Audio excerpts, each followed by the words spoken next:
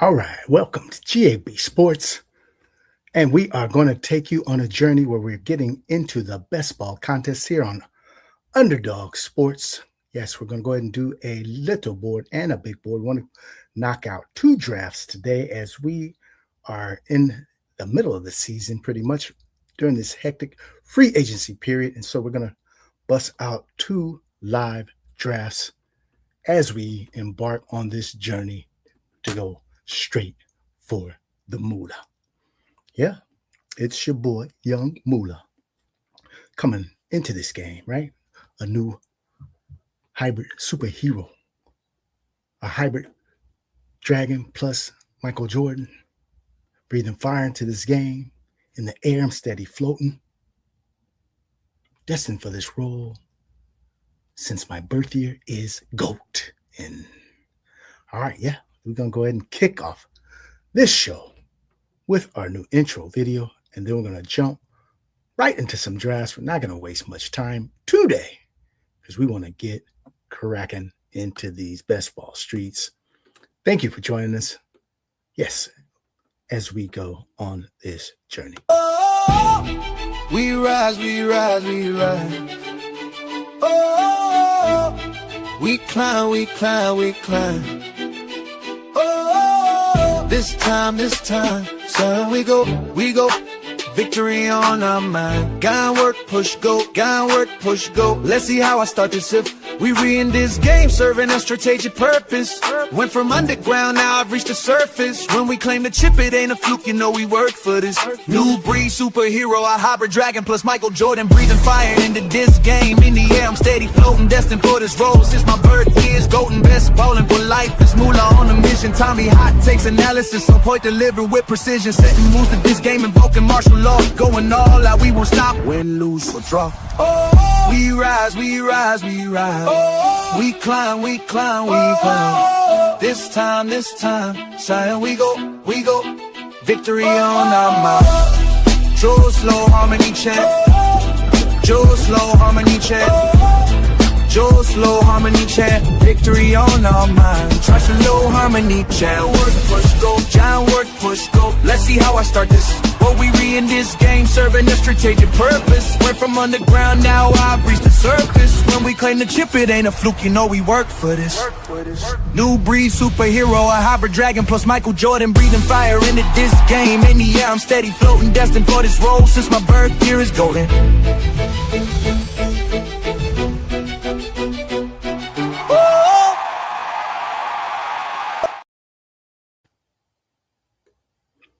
All right, yes. We got the banging new intro, and we are ready to get this show underway. Thank you for joining us. Thank you for coming in. Each and every one of you, we appreciate you all. And so this is the season, as we labeled this, the season to be reaching, right? Because a lot of things have been upset. The apple cart has been upset with these landing spots, and things are happening at a rapid pace. And you have to be able to analyze and adjust on the fly. That's what we like to do here, because everything we do with regards to approach to this contest, it's all about strategy, purpose, and intent. Yes, this is what we have been dreaming of, right? This is something that it's not a new idea. This has been in the works for years, right? You know, I'm not new at this game. And so everything I do is purposeful, strategic, and intentional, including our approach in these best ball streets, right? And so I believe that right now, you have to switch things up, right? There comes different cycles of any draft contest, especially a big field, large field contest like this, where during the early portions, things are evolving at a certain pace, pretty slow pace. So people are just filling each other out. It's like a boxer, right? In a boxing match, right? You come in, you fill each other out for a little bit. And then after about the third or fourth round, right, you got to start understanding the weaknesses of your opponent and where he could be taken advantage of, right? And so this is what we're talking about. After filling things out in these streets for the first few weeks, right now, I'm an observer, right? I've been checking out the landscape, gathering all this information, and now it's time to take advantage of the opponents where you got to just, do things a little differently, in my opinion. Yeah, I'm going to go all out. We're going all out, man. Win, lose, or draw, right? And so the strategy that I'm employing right now, and not everybody can do this, right? You can't take different approaches, but that's why we do our strategy sessions, because we come up with these different angles and approaches, and we incorporate these into our best ball drafts, right? Because your best ball drafts, the way I look at it, it's a portfolio, right? No matter how many drafts you have, and I'm more closer to the end of my drafting than I am to the beginning or the middle. So we're winding down here in this contest. And so right now, we're seeing where our portfolio needs a little bit more attention, and we're attacking those. And right now, it's Reachin season, right? And so with some of these landing spots that we've had, it's come down to how do you value certain players, right? And there's certain players who have moved up, right? And I don't have a problem with people or myself moving some guys up, right? And the only problem I have is that if there's a big tier drop, are you really pulling guys up over tiers that they don't belong in, right? And everybody's going to have their difference of opinions, and that's perfectly fine. I don't have a problem with having differences of opinion, but the best arguments are going to win out. And at the end of the day, the results are going to speak for themselves. We're all going to get the results that are going to show whether you were right or not, right? And so this is our strategy, in that we look to pull up guys when we can, but we're not going to stretch those tiers and cross tiers to pull up a guy, right? That just doesn't make sense, in my opinion, unless you bumped up a guy into that tier. If you bumped up a guy into a certain tier and then you're still drafting him in that tier and you pull him up, have at it. That's just my opinion. And we're going to go ahead and stick to our guns, what we believe in that regards. And strategic, purposeful, and intentional. Those are the things we're going to highlight and stress here. And so let's jump into a little board. And one of the things that I definitely have been looking to do is to find some softer fields, right? So, we're coming here at a little before noon on the West Coast, 11:15, it's about 11:30, and it's about 3 p.m. on the East Coast, 2:30 to 3 p.m. And so I'm trying these different time slots to see if we can capture some of these softer drafts, right? Because don't get it twisted. Here at GAB Sports, we don't avoid anybody, right? We're not ducking anybody. We take on all comers. But the point is, I know I'm getting down to my last few drafts here. And so we want to go ahead and find some of the contests that may not be as stacked, so we can try some different things. And so we're looking to do that. Yeah. So I have no problem seeking out other contests. That's what we're going to get in a little board here. That's what we're going to jump into today, right now. So without further ado, let's go ahead and jump into this little board over here on Underdog. I think I have about 3-4 little boards left. So we definitely want to go ahead and get this maxed out, and it's filling up. Let's see. Right now it's looking, it's only about 50%. That's okay. So we'll go ahead and join a little board right now and see what's cracking over here in the little board. 5 more to start. So we're going to go ahead and be patient with this. And if you see in our thumbnail, we call this "'Tis the Season to Be Reachin'," right? And "'Tis the Season to Be Reachin' can be interpreted in many ways, right? And that could just be meaning you feel a guy has landed in a great spot, or has just ended up in a great spot because maybe other people have left. And then now you believe, hey, his value is pretty high, right? So I know his ADP is at a certain value, but if I really want this dude, how are others viewing this situation? So if you really want somebody right now, you better get him. Don't sit back and think ADP is going to be your friend right now. After all of this free agency news, trades happening, a lot of the dust is settling here in this first wave. I mean, there's still more things to come. People are going to be cut. But the ADP is going to start to shift here because people want their guys. And if you want a guy, you can't just sit around, right? If you sit around, he will not end up on your team. Still waiting for 5 in this little board. Like I said, we're going to be patient. So please bear with us as we wait on this little board to fill.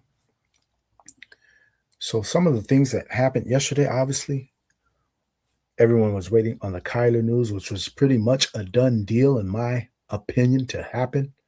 Yeah, I don't think this was going to be any mystery where he was going to go. Looks like all along, that's where he was going, right? Was to the Minnesota Vikings, especially once they finally released him from his contract in Arizona. That's all they kind of were waiting for. They hadn't made any moves prior to that. I'm going to go ahead and turn on a little lo-fi music, background music, just to set the mood a little bit. Lo-fi is what we like. Okay, so we're getting closer, are we? Still 5 to go for this little boy. And if it doesn't fill here shortly, I just jump over to DraftKings, see what they have. So yeah, we expand portfolio to DraftKings as well. We have a 20 max pretty cheap contest. And so last year, just a little bit just about myself. I figured something about myself and how I'm approaching these contests, and that was through my contest selection. So here in these pre-draft boards, pre-draft contests, there's not much to choose from as far as context selection. You have the big board, the little board, the war room, bigger board. It's pretty much it. And so I don't think that there's a reason for me to try to go and max this contest out. That's just not me. So I'm going to come in with 50 to 65 entries, I believe, in the big board. I'm going to max out this little board. That'll be fine for me. And mostly the post-draft is where I look to make my mark because there's a lot more contests available. And so the strategy that we're employing now for this pre-draft contest is more of a large field strategy, right? So when I embark on these contests, I have to have the differentiation of what kind of contest I'm in, right? So knowing what kind of contest I am in allows me to come up with the strategy that I'll need in order to succeed or potentially succeed in this contest. Because what we are looking for in any contest are the 0.2, 0.1%, 0.3% outcomes. You're trying to get to the top 10, right? In a 200,000 entry contest. Might be 0.04, 0.03, right? You're not looking at a 5% outcome, a 10% outcome, a 1% outcome. It's way less than that. If you're trying to get to the top, you're trying to get to the 0.1 or greater, 0.2 or greater, 0.05, 0.06 percentile outcomes, right? These are the top of the top of the top. And so in doing that, there is a certain amount of risk reward you will need to take, right? Because everyone wants to feel great. And I talk about this in our roadmap to week 17, our strategy videos that we have here at GAB Sports. So we talk about this. And what we talk about are, the little board seems to be slowing down. All right, we're going to go ahead and jump into a big board then. Since the little board seems to be a little stagnant right now, hey, maybe it comes back alive later. Let's go ahead and jump out of this little board. We'll jump into a big board. Well, what I was saying is that sometimes you can just get into the point where you're just having this feeling about your drafts, right? And one thing about these kinds of contests, this type of endeavor, feelings cannot come into the play here, right? If you're trying to feel good about things at this point, I think you're setting yourself up for disappointment, right? There's no such thing as feeling good. I feel good about this team. Okay, feel good about it, but is that going to win you any money? Probably not. Because if we look at the rosters that have won money over the years, year in, year out, from Fareed to Leg El Gru to Sam Sherman last year, none of these rosters were just whip teams, at first glance, right? They're not. So feeling good about a roster when you think you just got the greatest looking roster doesn't work. What works is having a strategy, a strategic approach to build your portfolio to where you got different nuances, right? You can attack the field in different kind of ways, right? And so, just as an example, I build some riskier lineups, right? And I don't have a problem with that because my tolerance can withstand that. Win, lose, or draw, right? We're going first place. We're going for top 0.1 and less outcomes, right? Percentile outcomes, right?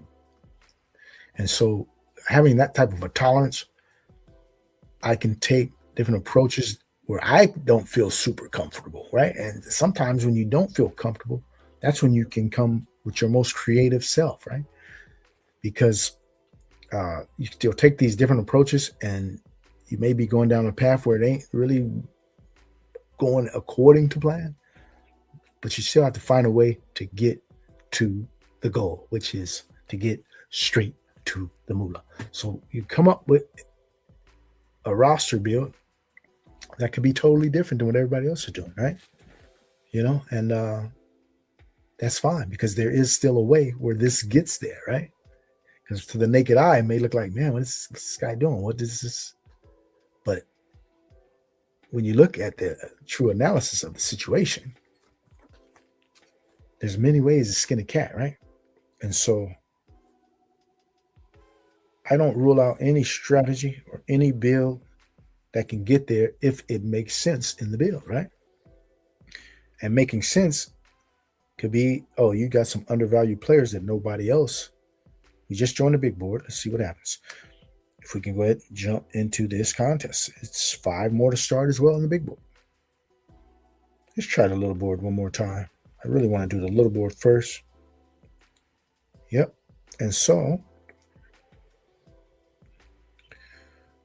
the eye of the beholder will say a different story a lot of times as far as how your roster is looking.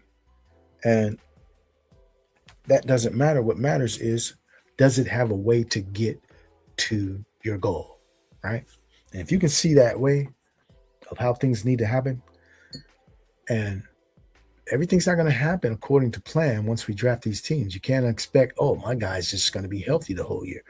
My guy's just going to crush the whole year. We don't know this, right? So if you're building a plan of attack to where certain things can happen, which helps you out, your build, then that's what your strategy was, right? So there's strategy in everything I do. That's number one. So I'm purposeful, I'm intentional, and I am strategic in everything I do here. So, and I like to display this in different ways, especially on streams that I go on or on my own stream. I'm going to put together a team in most of my own streams that other people won't think about doing. Why? Because they may feel out of their comfort zone. I like the discomfort. I preach the discomfort because that's how you're going to get to those 0.03, 0.05, 0.6 percentile outcomes. Yes, by being uncomfortable. Once you're comfortable, and feeling that, oh man, this team is legit. This team is just looks like great. It's just the standard 3-6-8, whatever. I got all the value quarterbacks. I got all the top running backs. Okay. Everybody has those, right? So when everybody has a lot of the same stuff, what's going to differentiate you from winning against those teams? I don't know. Week 15, week 16, week 17 luck. Whereas if you come in with a team into week 15 that's totally different than everybody else, you have a built-in edge right there. Now that edge may be minuscule. It will often be minuscule, right? There's always minuscule edges that you have to seek and that you're getting in this game to give you any type of advantage. But if your team is different than everyone else's, that is your edge right there. And that you weren't relying on the same players they were relying on, nor were you relying on the same build. It's the build and the players that will be different. All right. So the little board is ready to go. Yeah. All right. We got our wish. We got a little board here on the live stream of GAB Sports. It's your boy, Young Moolah. Thank you for joining us. Each and every one of you coming in. Take the time to smash the like button, if you will. I think we're toward the end of the draft here. Looks like. Okay, don't give me any problems here, Underdog. Kind of looping a little too long here. Oh, now I got to log out and log back in. What's that about?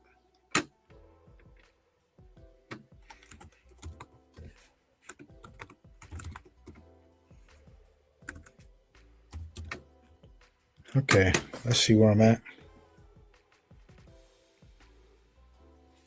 I don't want to get auto drafted here. Let's see if this is the one. This is the one. So we ended up at the end of the draft, which is fine. And so at the end of the draft, I really was hoping to land a middle of the board draft, but this is perfectly fine. And I see we got 4 non-badges right in front of me, which is perfectly fine. So we are definitely taking Jefferson here. And we are going to go with another guy that we like. That'll be Drake London. So we got Jefferson London.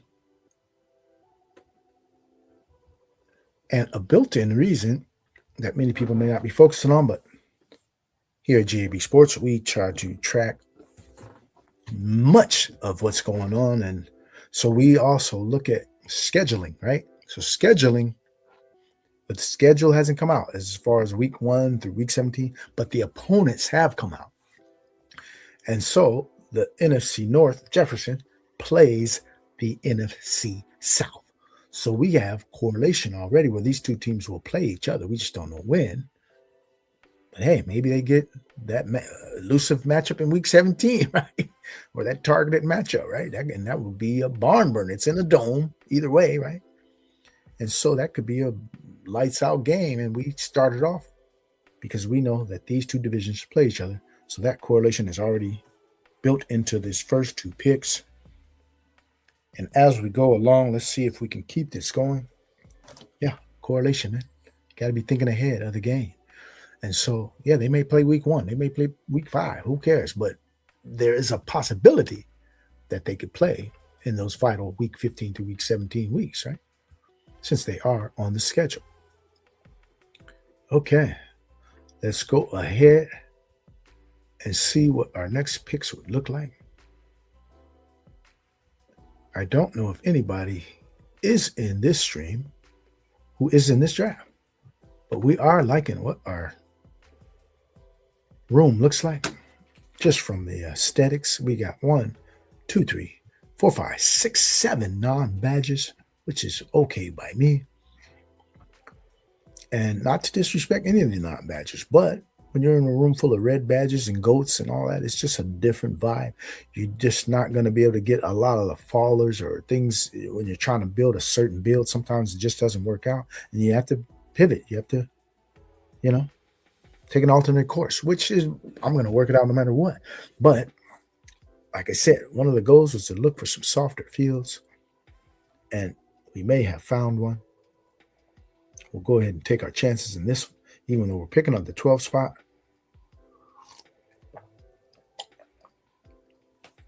That's right. All right. So is anybody taking any reaches so far? Marion Hampton at 11, not a big reach, but Chase 1, 2, 3, 4, 5, right? Ooh, pulled up McCaffrey, vetoed Delphia. All right, nice pull up there. If you really believe in something, do it, man. You're not really crossing any tiers basically by pulling up McCaffrey, who could easily finish as a top 3-4 back. Yeah, I could see that. That's a possible outcome, right? Tetero McMillan, early third. Interesting, but not really bad. Rashee Rice, thank you for doing that. I do not have any intention of taking Rashee Rice, so we're looking to maybe get somebody we like here. I will think there's somebody we do like here. We definitely like this guy. I was planning on going CRB. That was going to be my strategy, truthfully. But we're going to go ahead and stick with a theme as well. We're adding 2 more NFC South players. So we got a purpose here, man. That's what we started off saying. Strategic, purposeful, and intentional. That's what we are seeking during this phase and every phase, actually. The purpose and the strategy and the intent might change during each cycle of the contest, but there will be all 3 of those ingredients incorporated in every draft and every cycle.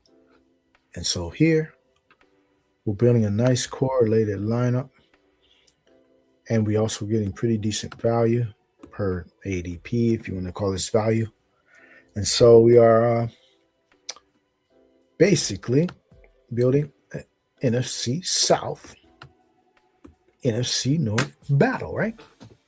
And so we can continue with this theme based on where we're at and get a ton of correlation to where we could happen. If we continue to do this on a large scale on this build here, we're definitely going to run into one of these key games. If we continue to correlate these divisional matchups here, we will run into some key games no matter what. It's just going to be inevitable because we'll have so many of these players combined together that they're going to have to start playing each other in 15, 16, 17. It will occur. You will have that intersection. So that's going to be how we started this build. That's going to be to continue to be the theme for this build here. And I'm glad I am in this room because I believe I will be able to execute it and pull it off. Yes. Once again, GAB Sports, it's your boy Young Moolah. Thank you for tuning in. Please smash the like button.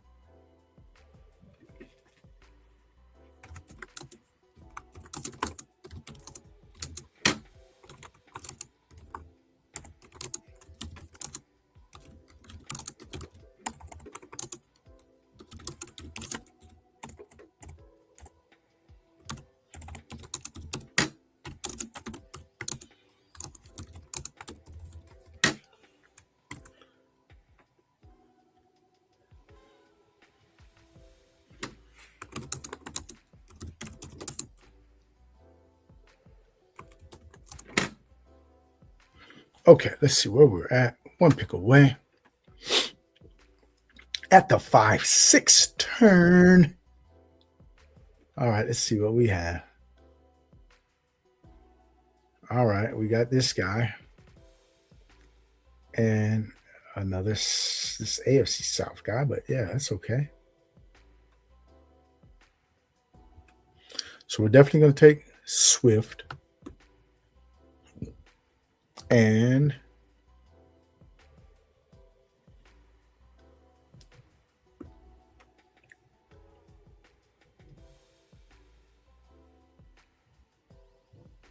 do we like BTJ or do we want DJ Moore? I think we're going to go with DJ Moore. Oh, we got BTJ. That's fine. All right. We're okay with that. And so we're starting off with a 024 build. Etienne Swift, Just Jeff, Drake London, Egg Buka, Brian Thomas. Yeah. AFC South. And I do believe, let me double check, but I do believe the AFC South plays the NFC North. I think that is one of our correlations.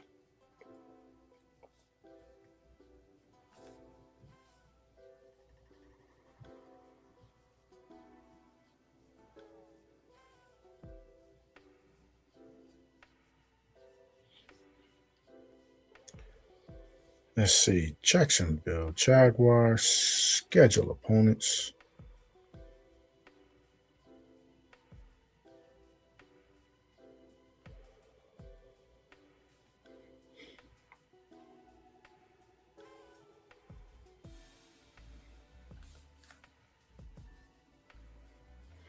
The Jaguars, definitely, let's see there.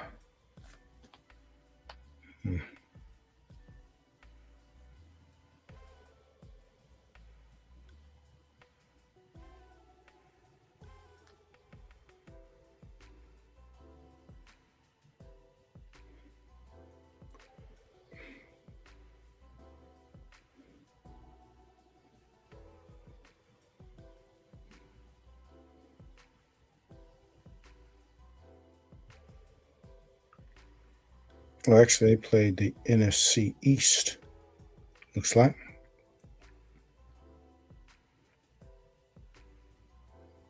Okay, that's okay.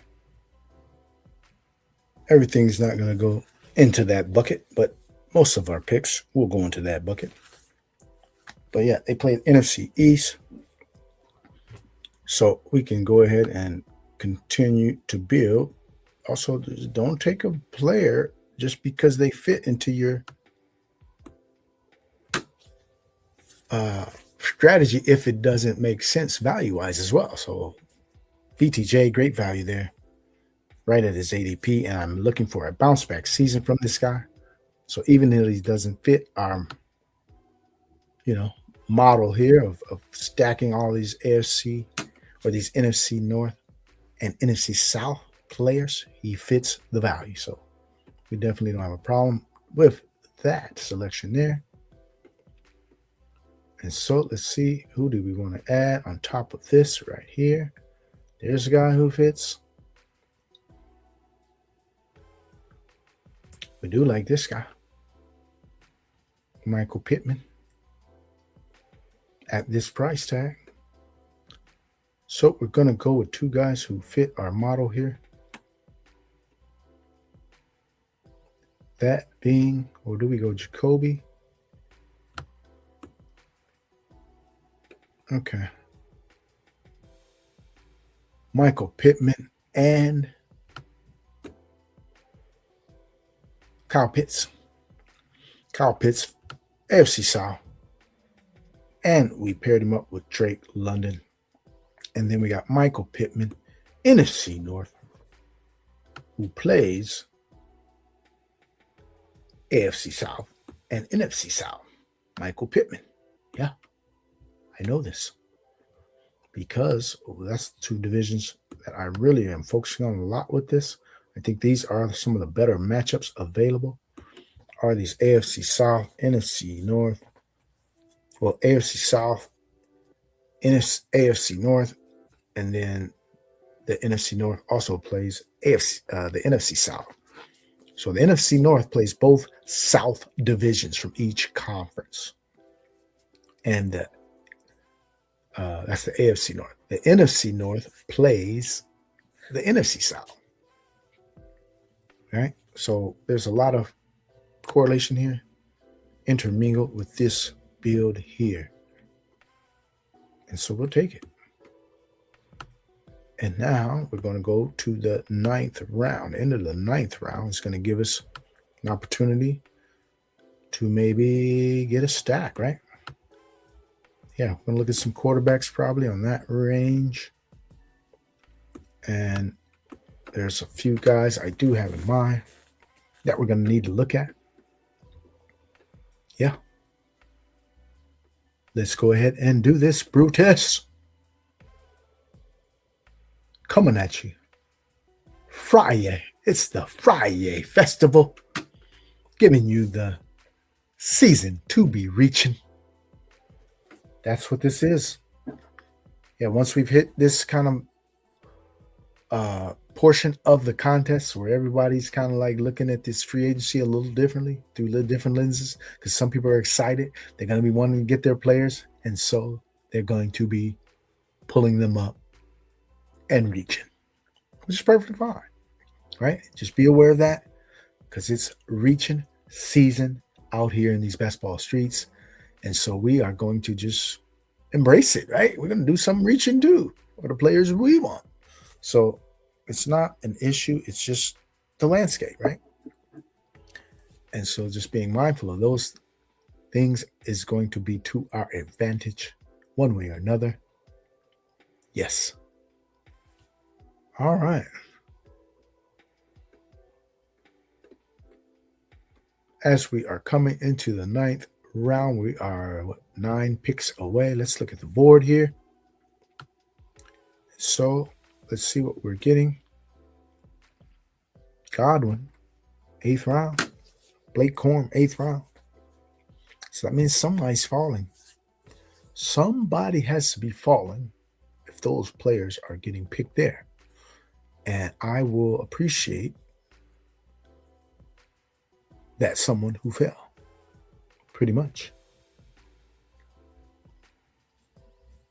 Jalen Warren going at 76. And Rico Dowdle not too far behind at 94. One of those things will not be correct by the end of the year because they're going a little too close in value to one another. And I don't see how both of those price tags can pay off. So one of those things is right. One of those things will be wrong. At this point, it's hard to decipher. We're so early into this off season where teams haven't even started to work out or anything. And so place your bet, man. And you can take one side or the other. You can take both sides. But at this point, nobody knows which one of those is going to be right. Anybody's guess is as good as mine. Your guess is as good as mine. Mine is as good as yours. Okay, let's see what quarterbacks we want to look at here. We do have Baker and we have Kyler. We're going to double tap quarterbacks right here. Going to get a double dose of quarterback Baker Mayfield, Kyler Murray, Tampa Bay, and Minnesota. Got both of those stacks.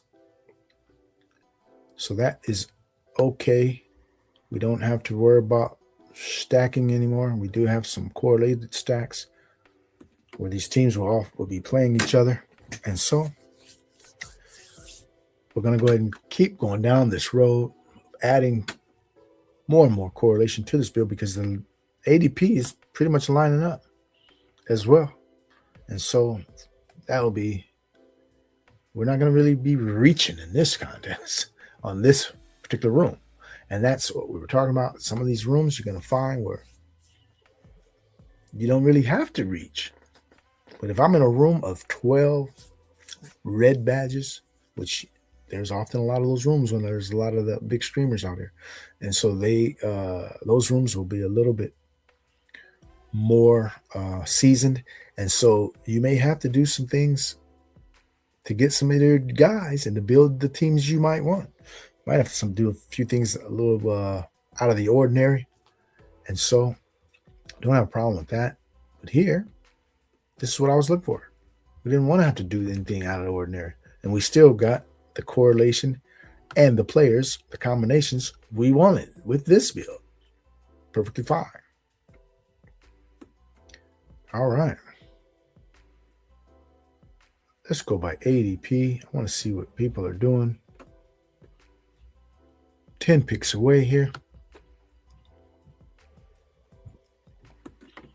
So in the 10th round, we had Gadsden, Bleak Willis, early 10th, Xavier Worthy, Golf, pretty decent price there. They got on Golf with Laporta as well as, that's it. Okay.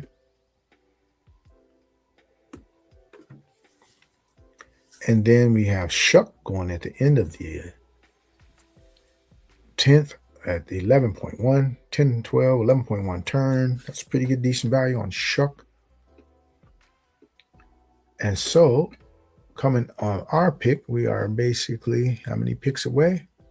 About 5, 6 picks away. And we're in need of a running back. Let's see what our running backs are looking like. We can put several guys into our queue here who we will be interested in.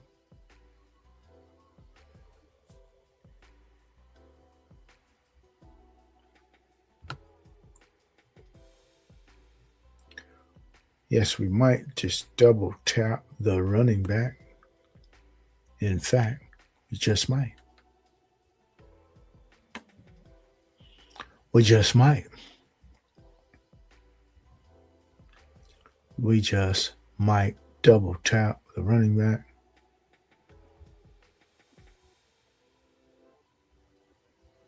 Let's see who else is here at running back that we like. Do we need to double tap?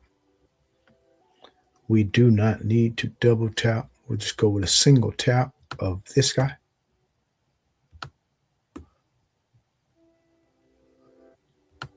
The new Washington pickup. We'll go with Rashad White and Kenyon Sadiq. We'll take the rookie share of him at 133. Pretty good price tag I will take on him. Wouldn't want to take him much higher than that. So do want to get some shares. This guy's a really explosive talent, and he could end up in a spot where he can get on the field, right? He's a good blocker, good profile for an NFL tight end, super athletic. So if he finds his way onto the field wherever he lands, we could look for some spike week games out of a guy with this type of ability.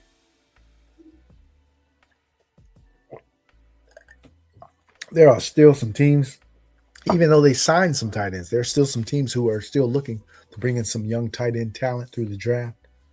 You know, could you see a guy like this ending up in, say, Carolina? Yeah. Could you see a guy like this ending up in, say, Minnesota? Yeah. I don't care if they signed TJ Hawkinson. TJ Hawkinson is toward the end of his career. He's, probably approaching 30, I believe. He's probably about 30, 31. And a guy like Sadiq would be the future. So there's a lot of landing spots where this guy can end up and he can get on the field. So that's our hope with an addition of a Kenyon Sadiq. And we're going to need to get some backs here as we're 12 picks away. Let's see what the board is looking at.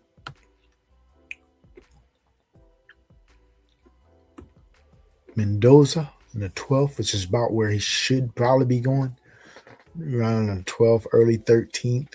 He's a little overvalued earlier in the process. And so now that has started to cool down a little bit, which is rightfully so.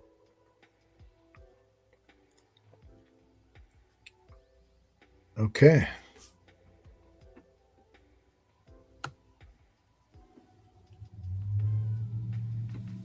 We do have some guys on our radar that we would love to get. And yeah, much later. But right now, we're just looking for the best values at the positions that we're going to need to continue to stockpile, right? But so far, pretty decent build here with plenty of correlation on the scheduled opponents already. Yeah. That's our focus right here in this specific draft.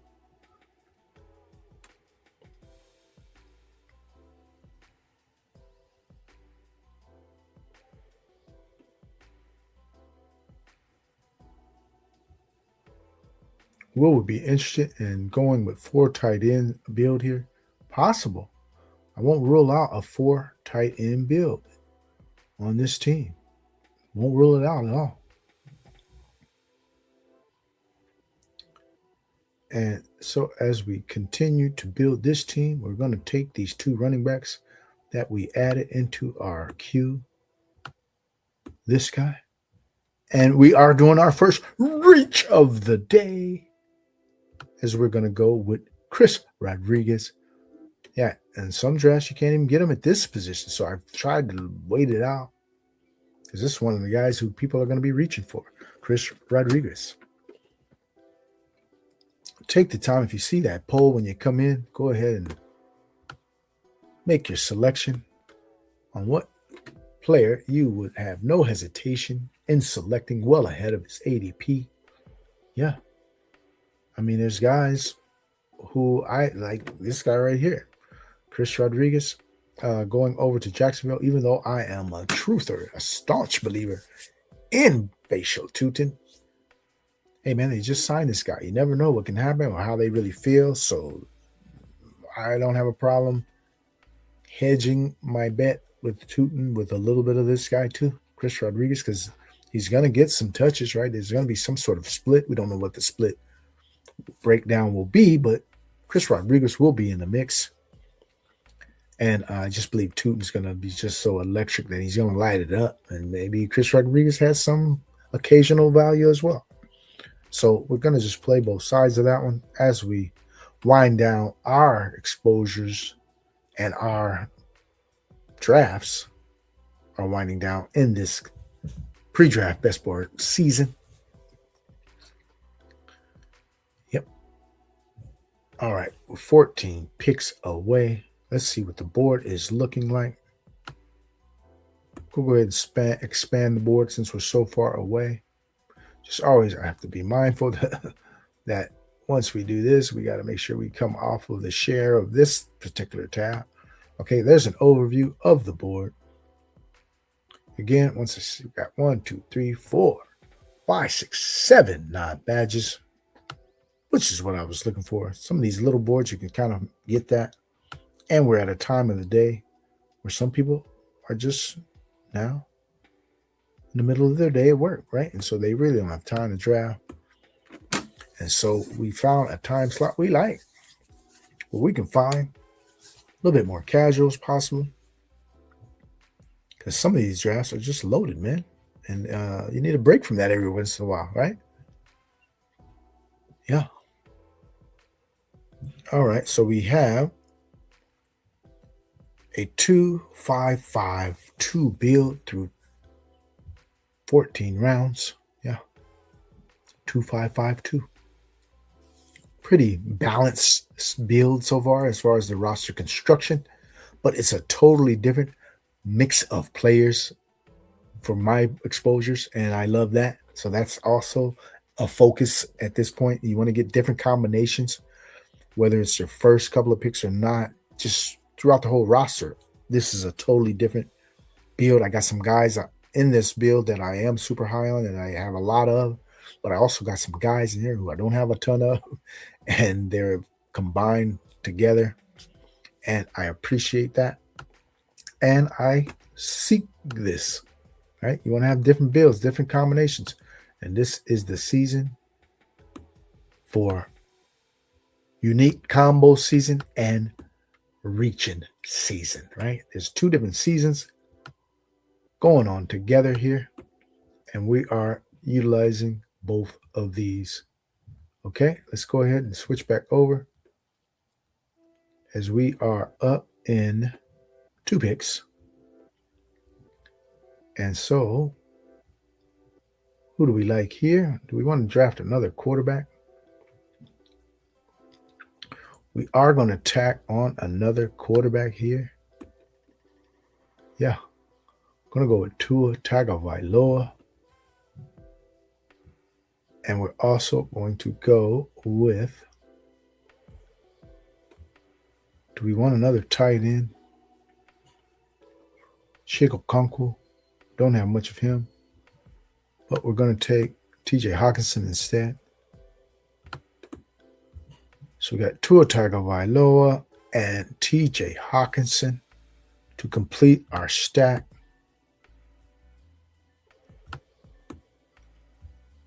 Looks like Michael Penix was already taken. That's fine. So we go with Tua. We'll see if Tua can win that job, because he possibly can, right? Or even if he loses, what if Penix doesn't succeed? And so I do have 2 pieces already with Drake London and Kyle Pitts. So if Tua Tagovailoa gets behind center, we've got the stack there too. And so this is a room where many people wouldn't feel comfortable with, this quarterback room. I'm perfectly fine with it. Like I said, I look for the ways how the team gets there, not how it doesn't get there. So when I'm drafting as if everything's going to come true. Everything's going to be realized. And so when you're drafting, you can't think, oh, this isn't going to work. This is going to work.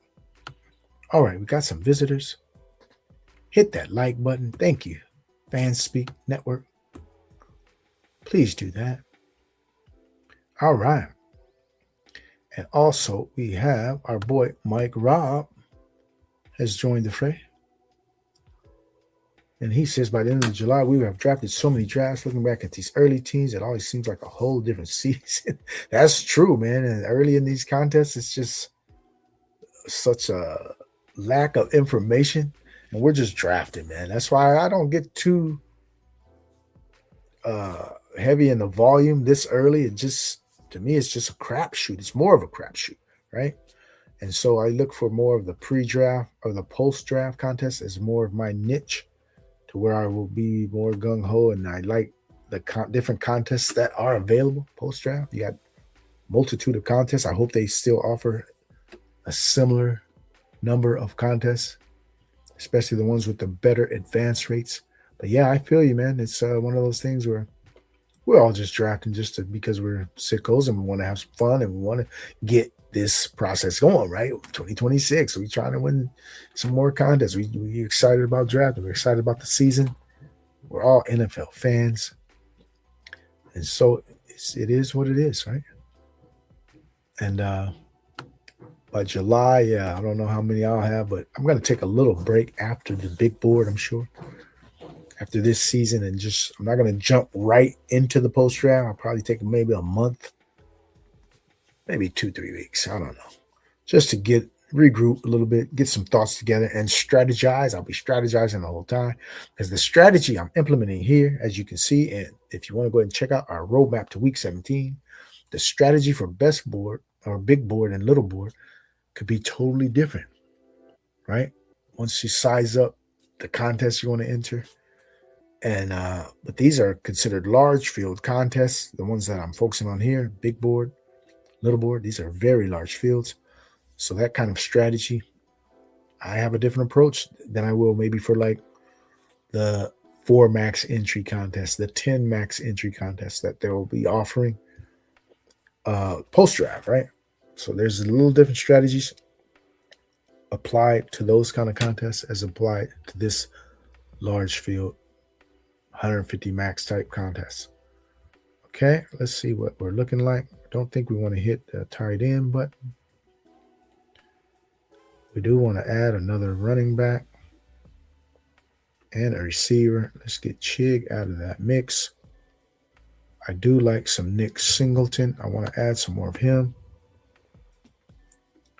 Let's see, who do we have here?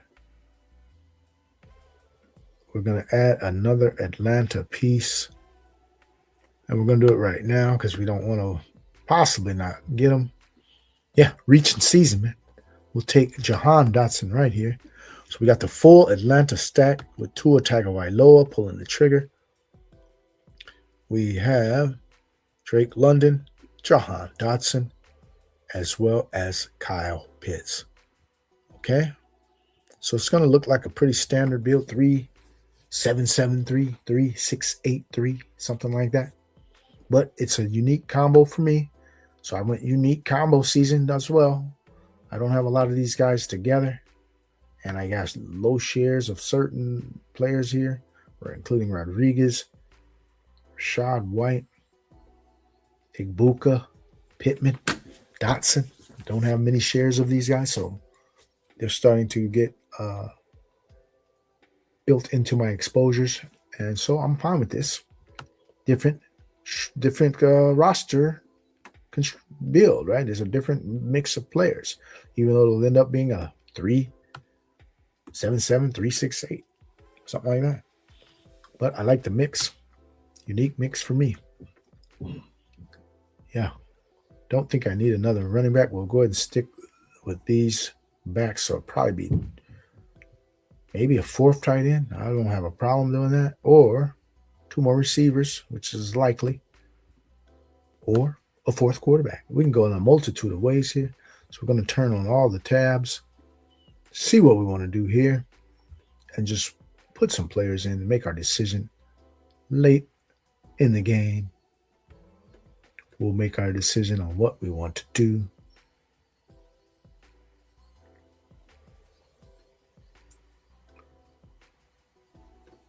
Isaiah Bond, Skylar Bell. Let's see some of these rookies we might want to attach here.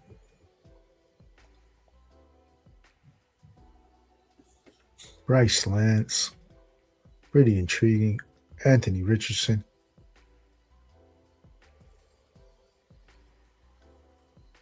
Tez Johnson.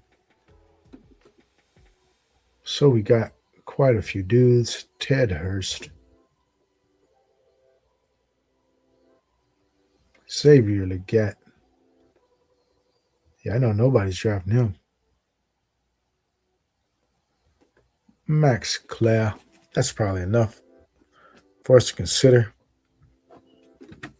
Baker Mayfield, Kyler Murray, Tua Tagovailoa. No, we're just going to believe that this is how things are going to play out. We're not going to add another quarterback. We can scratch that off the list of options. And so, here's your 2 receivers.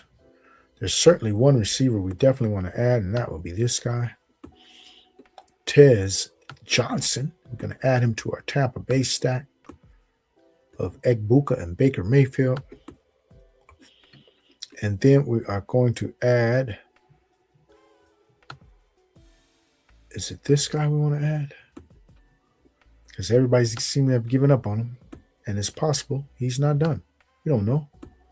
Yeah, well, Sheriff Legette, he's in our NFC South build as well. So we continue that theme. So we added Tez Johnson and Xavier Legette to continue our NFC South versus NFC North theme. 2 divisions that will square off with each other. And also our AFC South players, Chris Rodriguez and Brian Thomas, teammates, will also be playing the NFC South. Yeah. No, that's not right. The NFC North will play the AFC North will play the NFC South. So do we have some AFC North? We did have someone. Michael Pittman. Yeah, Michael Pittman will be playing the NFC South and the AFC South. Yeah, we got tons of correlation in this lineup with the way we structured the teams that we went after. All right, so we'll go ahead and give a quick recap of this lineup, and we're going to jump into a big board, as this was a little board here on DraftKings. On Underdog, and we're going to just do one more draft. Let's see. Let's check the chat. All right. We got our guy, Greg VS, Jahan Dotson. Yes, I took it because of my stack, and he has an opportunity. So one thing about fantasy, when you get an opportunity, sometimes cats can take advantage of that, right? You know, we don't know if Dotson is going to be able to exploit this opportunity, but he will have an opportunity, right? Looks like he's the starter right now. As things stand right now, I don't think Zacchaeus is going to start over Dotson. They gave Dotson like 10 million. So it looks like that's one thing, following the money, man. Following the money. One thing I think is he'll come in as the starter opposite Drake London. So we just built upon that stack there. But thanks for joining us, Greg. Go ahead and smash that like button if you don't mind. Subscribe to our channel. We do appreciate all your support. And Money Ain't a Things checking in. Thank you, my man. Yeah, boom. All right. Yeah, so we are definitely looking to do something a little different in the next draft. I hope I don't get the 12th spot because I didn't really feel like I could do what I wanted to do, what I had planned to do. But we just went with the flow on that one. But let's go ahead and recap this build right here. So out of the 12 hole, we went to 3-6-8-3, and we got Baker Mayfield, Kyler Murray, Tua Tagovailoa. And so what we did, we started off with a double receiver build, right? We went Justin Jefferson, Drake London. And so that kind of dictated where we wanted to go from there. We wanted to continue with a theme of NFC North versus NFC South. That would kind of be our mantra because those two divisions play each other. And so that's how we ended up with this quarterback room. Got 2 out of the NFC South, 1 out of the NFC North. And then we have Travis Etienne, DeAndre Swift, Rashad White, Jonathan Brooks, Chris Rodriguez, and Nicholas Singleton. Good mix of players that I do not have this kind of a mix together. And so I pulled up a guy like Chris Rodriguez. I pulled up a guy like Rashad White because it is reaching season. If you're going to get different combos, you're going to get players you want right now, you're going to have to reach for them because their ADPs are not really what they are. And so pulling guys up later in the drafts, when I say later, 12th round and later, when you're pulling the guy up who used to be a 20th rounder or 18th rounder or whatever, I don't really think that's a big deal. I think it gets to be more of an issue to me, this is my opinion, when you're starting to pull dudes up like from a 5th tier guy to a 3rd tier all of a sudden. Is he really a 3rd tier guy? We have to evaluate that. And so to me, that's where I would see a big issue. But if I'm pulling a guy from tier 7 to tier 6 or 5, who cares? If I'm pulling you up 50 picks from 206 to 150, that's not a big tier difference. And so I would see those as less impactful on what even though the CLV will be a little bit different, but the tier drop and the tier differential is not great, which is the most impact to me. And so we ended up with a 6 running back room headed by Etienne Swift, Rashad White, Jonathan Brooks, Rodriguez, and Singleton. And our receivers, we ended up with 8 receivers.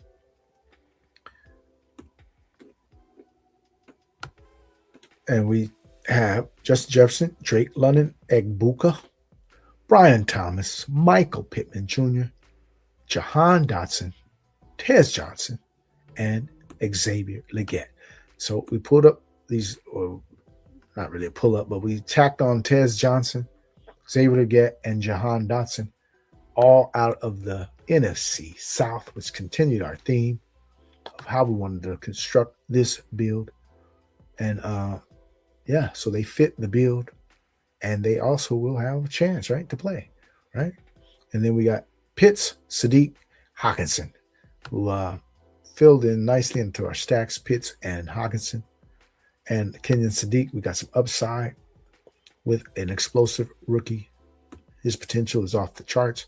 If he gets a good landing spot, he'll have some big games. As long as he's not buried in those 3-4 type committee of tight ends rooms. If it's just 2 guys there, maybe who one isn't that good, and maybe the other dude is pretty good, that's okay. But as long as he doesn't go to a team with, like the Rams or something that has all those tight ends, we'll see how it works out. But I like the potential of Kenyon Sadiq. And so now we want to go ahead and jump over into another draft. All right. So let's go ahead and do that. Thank you for stopping by. As we do 2 drafts here. And so we're going to go ahead and jump into a big board now over here on Underdog. Let's see what we have in these big board Bestball streets. We're jumping in right now. It's 3:20, almost 3:30 on the East Coast. Shortly after noon right here on the West Coast where we are. Draft starting soon, man. We jumped into something, man. Maybe this is another stream going on, possibly. We'll see. But it's already starting soon. Sorry if you didn't get in this one. But we were looking for some softer fields, so that's why we're not announcing anything. We're just jumping in some drafts, man. I got 58 minutes left on a little board. I better go ahead and make a pick. All right, let's see what it looks like. What pick did we get in our draft? What's up, Hames? Who Hames? What's up, buddy? You streaming today? All right, Who Hames checking in. One of the guys who's really grinding out in these streets with the streams. An inspiration to all of us new streamers. Yeah. He's doing his thing, man. Appreciate you, buddy, for dropping in. Yeah, I will be out this evening. That's why I kind of wanted to get this stream early. So I'll be going out on the town a little bit this evening. Okay, what pick did we get? Oh, man, we up quick. Better get in here. We have the 3rd pick. Oh, okay. 3rd pick. I did want some more of this guy. Haven't been getting a lot of 3 and 4 picks. So we want to increase our shares of Jamar Chase. We have very low on him. The shares. I'm not low on his prospects. I'm low on the exposure. I don't have many exposures to him. But I believe the Bengals should be able to light up the scoreboard. Let's see who's in this draft. We got BXU, BK Eagle, Shorty 247, Guido WSU. Don't really recognize many players here. Sam 1 Anderson. Okay. All right. We'll go ahead and take this room. And ZVM1. Okay. Let's do it. All right. Let me go ahead and make my pick in one of my other drafts. I'm on the clock. The clock's winding down. Got 50 minutes, which might take up. This draft might take 50 minutes. See who we are on the clock in the 12th round. Brooks Rodriguez. We're going to pull up a guy? Nah, we'll wait. Got Jaden Daniels. I need a quarterback. Let's see what the quarterbacks are looking like. Bryce. Cam Ward. Go ahead and go with Bryce Young since we have Tetero McMillan. All right, let's do that. Okay, now back to our big board draft. Where are we at? Is it this one? I believe so. Nope.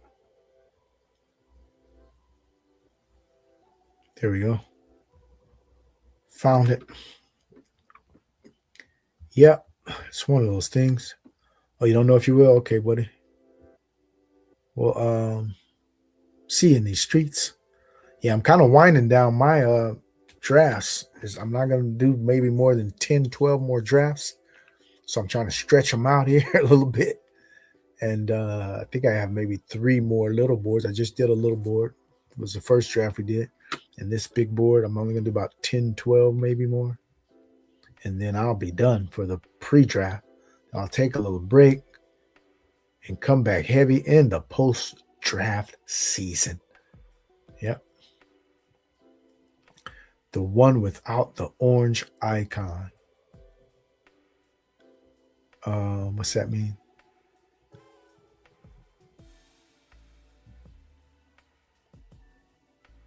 I don't know what you're referring to. It's the one without the orange icon. I'm a little lost.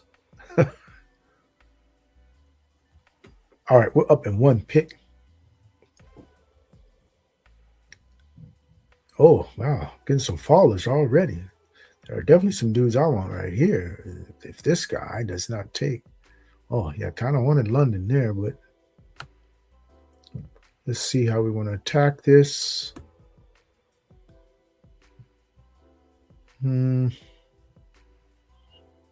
ZRB possibly. Let's do it. 0 RB. Maybe our goal here. But we'll see if somebody slips into the second that we really like. We will take him. And I don't want to mention who that might be right now, but let's see. Just in case there's ears in this room. I don't know if there are or not, but hey, let's see what you do. It's not likely to get what I want, but who knows? May have to pull up a guy because it is Reachin season. And so we don't have a problem. That was the guy I wanted. So we're going to do this. Yeah, we haven't done this much. And last year, everybody was taking the bingos, right? And around here, and it didn't work for them, so they got scared now. So me, I need to build, maybe go back to the well and build a bingo stack. So that's what our intention is. You can clearly see. Let's see where we need to get Burrow, because some of these people might mess us up if we try to push them into the 6th round. It's going to be tough, but we're going to go ahead and do it. We're going to go ahead and see if we can get that. How many non-badgers we got in here? Because a lot of times the non-badgers will be the ones. Oh, okay. To see which draft is the fast draft from the lobby. Wow, I didn't even know that. Okay. It's the one without the orange icon. Okay. Good tip, buddy. I did not know that. I just try to look at how many picks I think I'm away or something and just guess, right? But yeah, that's good to know, especially from when you have a ton of slows going. You know, you want to know which one is the fast one and which one is the slow one. Yeah. Right now, it's not too hectic, but during the post draft, yeah, you can get a lot of the drafts get mixed up if you didn't know this tip here. So thanks, buddy. Which draft is the fast draft? Yeah. Okay. Appreciate it. Okay, let's see where we're at in this draft. We'll go ahead and look at the board. So we are in the 3 hole. So we got 2 bingos and Bowers. And also, Brees Hall just went 3.10. Bucky Irving is sliding a little bit. I think people are concerned. It just seems rather odd that they would sign a guy like Kenneth Gainwell, who's a carbon copy of Bucky Irving, and then turn around and tender Sean Tucker. I mean, like, are they concerned about something that we don't know about? Is there some lingering foot problem or something that, I don't know. It's a little bit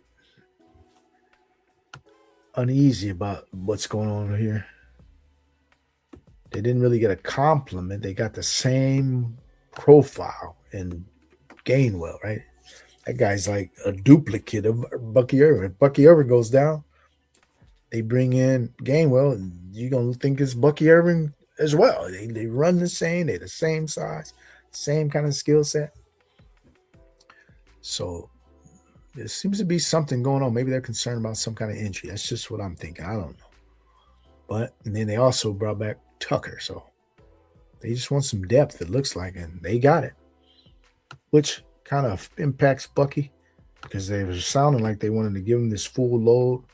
Not so sure that they want to give him a full load with these signings here. Okay. Let's see what we want to do here. Coming up, we are on the clock here in the 4th. JMO, T-Mac. We're going to go with Terry McLaurin. Building in some Washington love, as I am high on the Washington Redskins / Commanders to bounce back this year and health permitting of, obviously, for Jaden Daniels. But I think he's a guy who you shouldn't be concerned about being an injury-prone guy. He just, he got hurt, man. It happens. But one time, right? He played a lot of games the first year. So one-time thing, you can't put as some sort of trend or some sort of, don't give him that tag that he's injury-prone. We don't know. He might not be. Doesn't appear to be. Waddle, Watson, or Adunze. Which guy do we like the most here? I'm going to bet on the Bears. I got Waddle instead. That's all right. Okay. Waited too long to make my decision, and they auto-drafted me. So that's what I get. But we're okay. Adding another Waddle share. We don't have many. And so, Malik Willis, you better deliver, man. Yeah. Christian Watson is not going to get back to us. We know this. And so we are doing a 0 RB build here. Let's see what number we're at. Number 70 and 75. There are certain backs who I will pivot off of the 0 RB build for, but don't want to indicate who those are yet. But if you know me, you probably know who it is. And we'll see if they happen to get here. If not, we continue with the 0 RB all the way up to maybe 99, 94. I don't have a problem doing something a little drastic, because this is the season to be unique. It's unique combo season along with reaching season. 'Tis the season to be reaching.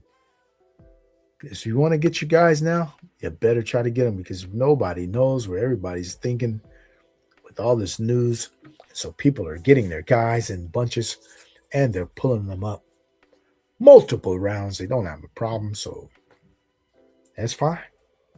We will do what we need to do to navigate through this kind of a landmine. And so we're going to reach for our dudes too if we need to. But let's see how this room treats me with this build, because we are taking a risky approach with the ZRB approach, where people could just start taking all the running backs as they did last night. But we just go ahead and navigate that and make a different approach, which we know any of our approaches can get there, right? It's just all about what has to happen for that build to get there.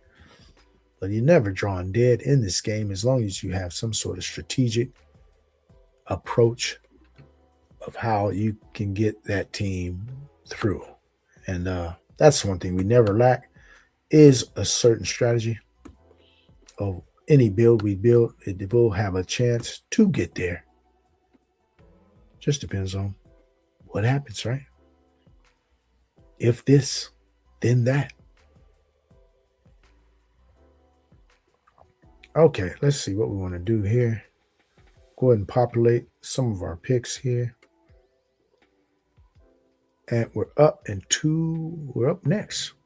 This guy better not do what I think he might do, being that he's a non-batcher. Don't you do it. Don't you dare do it. He's got a 0050 build. I knew he would do it. I just knew it. I knew it was coming. Yeah. Once he timed out, I knew that was going to happen. He takes Burrow right in front of us, even though I got both of the options. Go ahead. That's what happens sometimes. When you take a risk and to try to push a guy down, it's going to happen. No problem with the demo. We just go ahead and pivot to something else. All right, let's see what the quarterback room is looking at. We went ahead and deviated from the 0RB as well, which is fine. Got a combo we don't normally have with Demo heading our running back room. And I don't like any of these other running backs, I know that. So we're going to get back on our horse with the 0RB and take a dude we absolutely love. Do we go double tight? We're going double tight.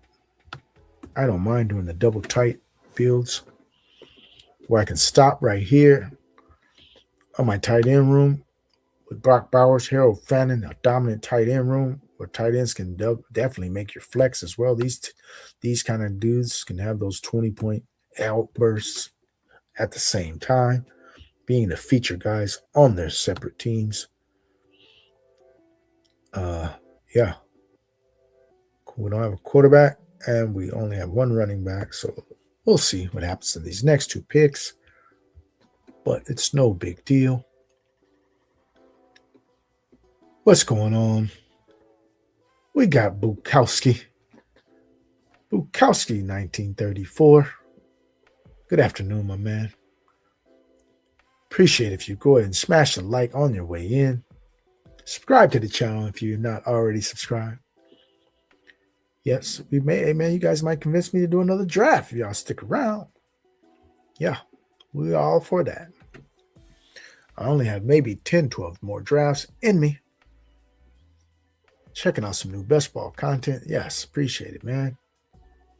Yeah, we're really not real new, but I started like August, September. I was doing mostly DFS content. I started off with a couple of drafts, though, that weren't live. I just did them and recorded them. A couple of best ball drafts back in August before the season started.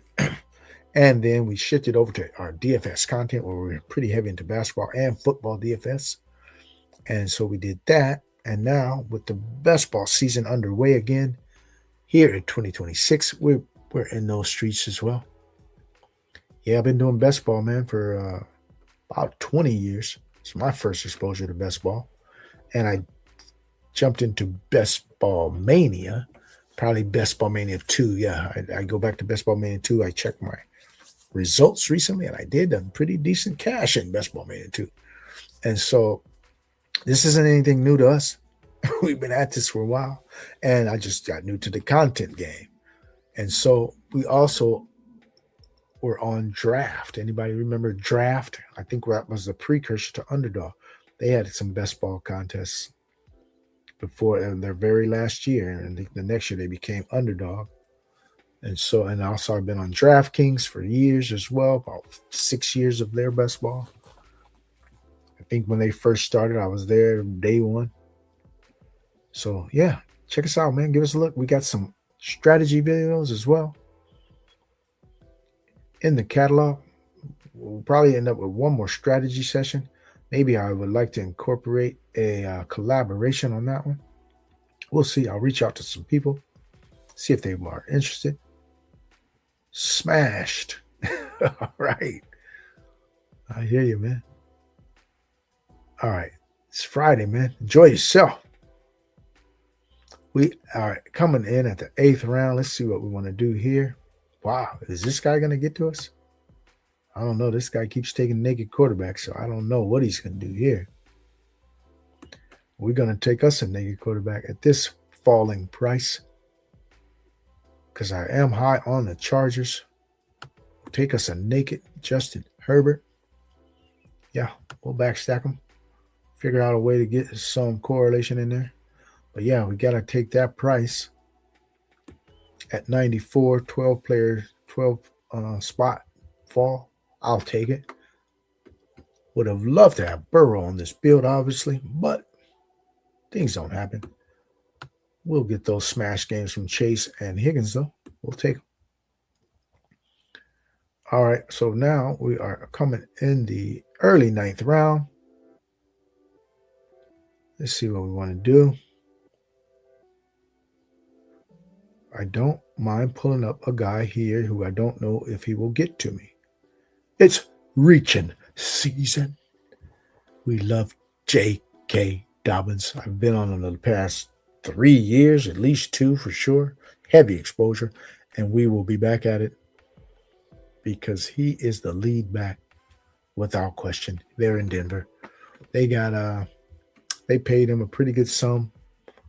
And I've never been a believer in Harvey. Actually, RJ Harvey, I was pretty packed. My bags were packed pre-draft last year. But about a year ago today, I was pretty high on him, and he was going super late too in the pre-draft contest last year. Like 16th, 17th, 18th round. I had plenty of bags of him. And then once the post-draft started, when he got drafted unexpectedly by Denver in the second round, he went up to like the 5th round all of a sudden, 6th round. I didn't buy it, though. At that price, I got my guy J.K. Dobbins, who I just think is a fabulous back, man. This guy is very good. He just can't seem to stay healthy for a whole season. But if he does this one time here, it'll be fine. If he stays healthy for the whole year here, we got a winner. And the games that he does play, he does well, man. J.K. Dobbins, man, he's a great runner, man. He knows how to run that pill. And so we have no problem pulling them up here in Reachin season. Because I know the backs are going to get a little thin. So I'm going to get the guys I want with this build. Have no problems taking the dude I want to take. Drafters, yeah. I haven't been on drafters yet. What I was talking about was draft. It was just called draft. This is drafters. This is a newer site, actually. But haven't really got over there. It's more of a cumulative scoring, I believe, right? All of their contests. I haven't put together my strategy for that because to me, there's going to be a totally different strategy. And it's PPR, so a couple of differences. I'll probably get some of those post-draft, maybe. I'll wait till the post-draft for some of my drafters exposure. But, yeah, good luck over there, buddy. Yep. Drafters, yeah. A lot of people go over there, they swear by it, and have done well. So I hope you fare well, too, over there. I'll probably get into some of their post-draft contests on drafters. So I'll probably see you over there. Bukowski. Is that your username as well? Bukowski. All right. Because a lot of guys, they have different. I try to keep the same username. I don't have this username on DraftKings. I'm Riley Freeman over on DraftKings. But YUUNGMOOLAHH pretty much everywhere else. Okay. What do we want to do here? Yeah, we didn't want Gaston, man. I already got 2 tight ends. I was not going with Gadsden, so thank you for taking because we wanted this guy. Coker. Jalen Coker. Come on down. Yeah. And let's see what else we're going to do here. With our quarterbacks, we do have some potential late stacks. Let's see. Is Malik Willis? No, he just got picked. Okay. Right? We didn't need him. We don't have to have him. If I did, I would have taken him. Didn't have to have him. He's not one of those guys to me that I have to have. Running back position. Who do we like here? We're going to take JCM. Yeah. Correlate with Terry McLaurin. Give us some. We're going to mix up the JCM, Rashad White shares. So we'll take JCM here. Because they both have an opportunity here, right? As is right now. Unless the thing happens that some people could expect. Jeremiah Love happens to be available at number 7. Are they picking 7 or 6? One of them. 7, I believe. And if he's there, they're going to run up to the podium and say, hey, man, Jeremiah Love, right? To add another dimension to that offense. And so I think it's one of those things where we're just hoping that this is it for Washington when you're taking these shares of JCM and Rashad White around this range here. You're just hoping this is it. They're not going to really add nobody else. They just let Chris Rodriguez go. So maybe they bring in another guy in the second, third waves of free agency possibly. Maybe that at best do something like that. There's guys who will be cut around the league that you can sign, right? At bargain basement prices. Maybe they just do something like that, hopefully, right? If we're going to draft JCM and Rashad White right now, that's the hope. They don't bring in anybody else. Maybe like a 6th round rookie at best, right? Okay. That's fine. All right, we got to start looking at some quarterbacks too. Potentially. Let's see who we want to bring on board. Cam Ward. We got a backstacking partner we can add with him. We also keep the Shador option open. Yeah. People hate Shador, man. I'm not one of them. I think Shador is going to be fine this year. Yeah. I'm a believer in his talent. Just needs some coaching. And the coach last year obviously did not really want him, right? He wasn't really trying to help him. You can tell there was some sort of animosity or something at play there. It just wasn't natural. And to me, that wasn't good for the entire team. It wasn't good for Shador, but the guy can produce, man. I've seen it. Comes from the good genes, and he works his tail off. Don't think he does not. Everybody thinks so because he thinks he's a slacker or something. No, he is not. This guy puts in the work. And, yeah, this might turn into a Shador team, as far as I know. Might be my third quarterback. I have no problems doing that. And also, Fernando Mendoza.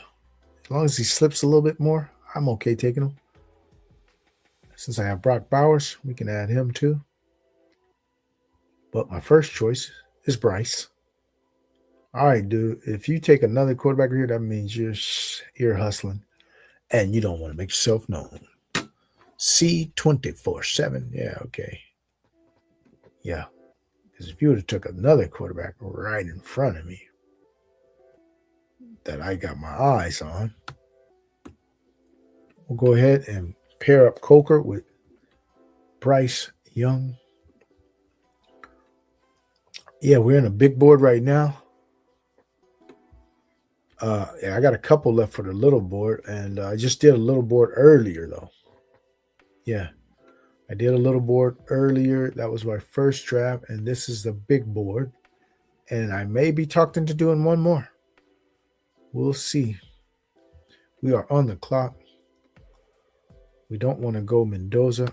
How about this guy or this guy? We're going to go with Jonathan Brooks. We're packing multiple bags for this guy. We got many bags on this guy. And he fits our Carolina build as well. Yeah, we don't have a problem stacking the running back with the quarterback. Often it doesn't correlate, but there's also those times where, hey, man, he might throw you a screen pass and you take it to the house. It happens in the NFL, right? That can happen. Or, Brooks could be better in the passing game than any of us anticipate. He might be a good receiver out of the backfield. I don't really know if that was a big part of his profile. Being at Texas, they probably didn't utilize him as much like that. But guys come out of Texas sometimes, and they're not fully used as they will be in the NFL, right? So I don't worry about some of these guys when they come to the NFL, what they did in college, right? Because the colleges don't know how to utilize all of your skills sometimes. And so a guy like a Bijan, right? Coming out of Texas, I don't think they really utilize him to the fullest in the passing game at the University of Texas. But when he gets to the NFL, you see this dude has great receiving skills. And so a guy like Jonathan Brooks could follow that kind of a model, right? Where they didn't really use him in college, and he could be a lot better in the passing game than we even know. And so I don't have a problem correlating with the quarterback, right? When you're building stacks, you have to sometimes build the unconventional stacks, quarterback, running back. Because you're going to have a unique build a lot of times because many people shy away from that. And then number two, you're going to benefit when those teams explode. There's games where a quarterback can throw for 300 and a running back can run for 100. They can have just an awesome game in the right matchup, right game environment. So then both guys get there separately. 100 yards and a touchdown rushing, 300 yards, 3 touchdowns passing. Both got there, right? That happens, man. I And when you're building these rosters, for me, I'm looking for the greatest outcome, right? Yeah, you got to believe if you're trying to win, you got to believe everything you touch is just going to be Midas, man. Turns into gold. So you're drafting these lineups to say, oh, this is going to happen, this is going to happen, this is going to happen. So you're putting that story together for it to make sense. And that's going to make sense with that Carolina stack. They're going to have some big games. All right, let's go into the rankings. Because Trey Benson cannot be that high in my rankings. No how. No way. All right, C24-7. Let's see if you're watching. Because you would not be taking this guy. I knew you would not take Rodriguez unless you was watching me. All right, we're going to take Rodriguez here. We're pulling him up and hedging on some of our facial tooting. Because Rodriguez is coming over with familiarity with Liam Cohen's offense from their college days together. And so we're pulling them up in this build. Remember, we have a 0 RB, modified 0 RB, you can say.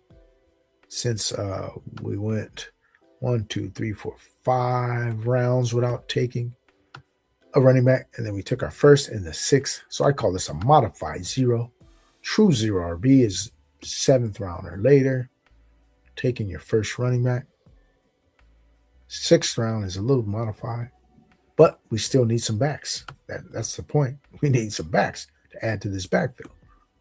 So let's see what the backfield is looking like. Do we have any players we need to get here? Or do we want to go to a different position? There's no back that I have to have here. We're going to go with Patrick Bryant. Adding another share, a little past ADP. We have plenty of bags of Patrick Bryant. Let's see where we're sitting at right now. I was super heavy on him early in the contest. Right now, let's see. Quick check of the exposures on the receiver. All right, so through 61 contests, Pat Bryant, we're sitting at 24.5%, which is fine. That's kind of where I want to be on a guy like that, who I believe could take over as the number one option here in Denver. I do think that. Golden Bond, Horton, Pat Bryant, and we got a lots of Justin Jefferson. Yeah, 25% of a second round player. I will be super far ahead of the field, and we did that intentionally. Remember, that's the theme here. Strategy, strategic, purposeful, and intentional. Yeah, that's what we do here at GAB Sports. So the one without, oh, he said without it. Okay. That's this one. Yep. Without the orange thing. All right. So our shares of Justin Jefferson are only going to increase as I believe Kyler Murray will be the tonic he needs. Yeah, he's going to be the tonic he needs to get back on track. I do believe that. He's going to come in and lock in on Jefferson, Kyler Murray. 12% Shador. Yep, 12% Shador. Nap God in the house. What's up, man? You might force me to get in another draft. I was about to quit. But if you want to do another one, I'll do another one. Nap God in the house. Nap Ball, he's a strong drafter, man. You've been tearing these streets up, I have to admit. I've seen you in several streams. Yeah, man. You in on another one? I'll get in on one more after this one, if you in. Keep the stream going. Keep hope alive as we are here in Reachin season. Yes. This is the unique combo season, plus it's the season to be reaching. And so I got some different things I'm going to do in certain drafts that I don't have a problem with, man. I don't. It's get your guys, do what you got to do to build your teams how you want them to look. And this is that time. All right, we're coming in the 16th round. We got a 2-5-6-2. Let's see what the quarterbacks are looking like. We might want to add one more to the room. But we also need to think about our back stack with Herbert. So we'll add this guy right now. Trey Harris. Back stack Herbert with a Trey Harris share.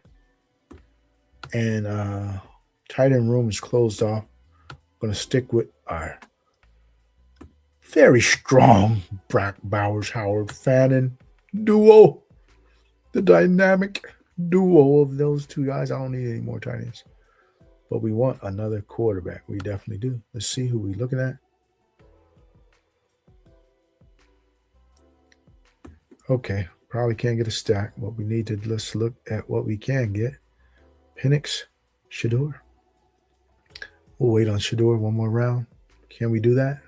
Yeah, we'll try it. We'll push it. We'll push it through. Don't want this guy.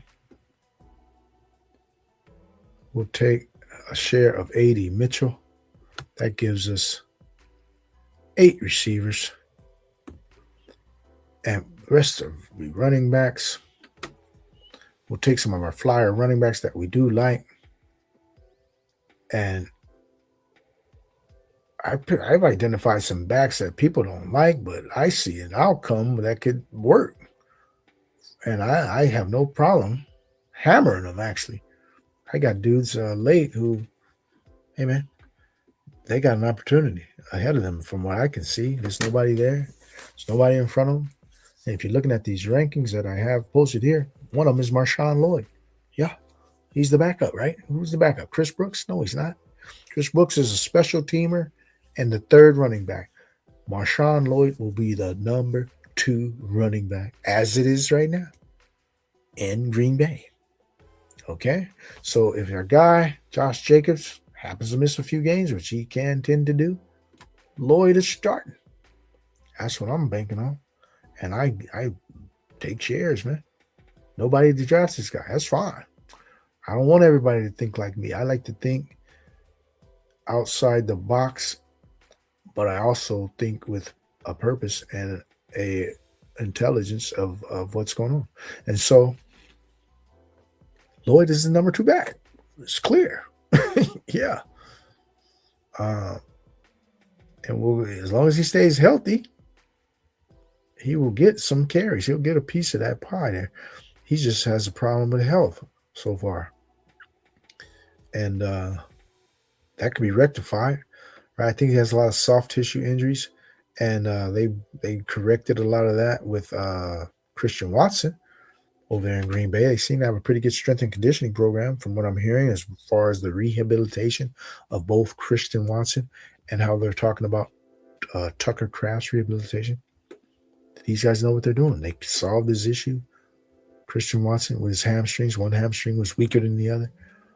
And so Lloyd could fall into that kind of a situation where they rectify his issues. And if that happens, watch out. The guy's explosive, man. Don't doubt it. Okay. Anthony Richardson.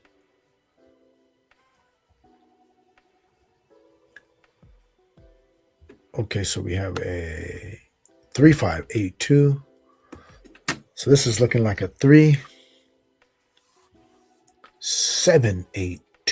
Oh, no, I need one more receiver maybe off of that Cleveland team if I take my guy. Do I feel comfortable with 6 backs on this build? Not really. Might want 7. We'll see. I can just stick with Fannin and Shador.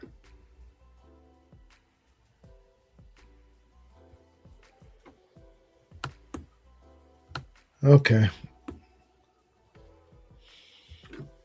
We'll stick with Shador and Fannin. I don't need to add another receiver because I don't really want to. Yeah, the receiver room is strong enough. We're going receiver here. Quarterback here. And we'll stick with our backs. Add 2 backs to this room. 3-7-8-2.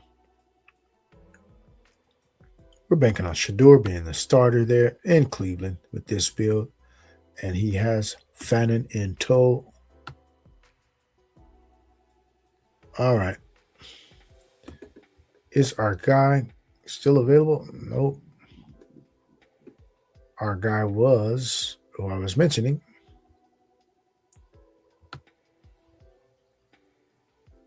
was the running back over there in Cleveland. Sometimes you can get him late, but wasn't expecting him to be available. Dylan Sampson, and he's not. Been gone. But you never know. He might have slipped. We're going to go with a guy like Damon Claiborne. I like him as well. Coming into this draft, we'll go Damon Claiborne, and then we'll see which back is available to us. Since nobody drafts Marshawn Lynch or Marshawn Lloyd, I wish he was Marshawn Lynch. Since nobody really drafts this guy, we tend to can wait till the 20th round as well. Najee Harris, we'll put him in our queue as well. Let's do something different. Maybe go with a Cincinnati onslaught. Since we didn't get the quarterback, we still got the two receivers, Chase Higgins. We can go with the Cincinnati onslaught. Jump in a little board if you decide to draft. I don't know, man. Little boards. Let me see how many I got left. I can check this since I'm not on the clock for a minute. Drafts completed. Kind of stretching these out. I have 15 little boards completed, and I got 17 slows. I mean, 2 slows, so that gives me 17 total little boards. I think I'd rather jump in a big board. So that gives me 3. Got 3 little boards left. All right, let's see. Who wants little board? Who wants big board? If you're the only guy that speaks up, hey, man, you got it. All right.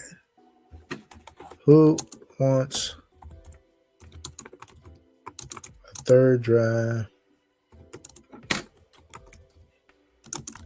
little board, or big board?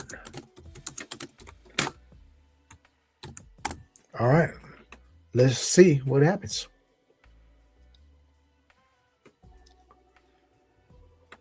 All right. I'm up at 8 picks. Let's see what the board looks like in this very last round. It's coming down the pike to me at the other end. Wow, it's a lot of yellow. They are out taking a leak right now. Nothing but yellow coming down the pike.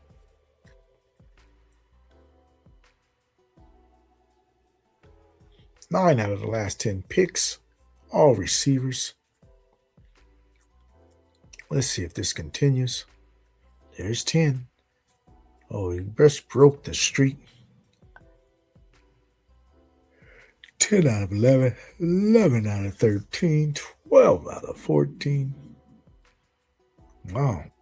Yeah, I'm going to go ahead and pivot.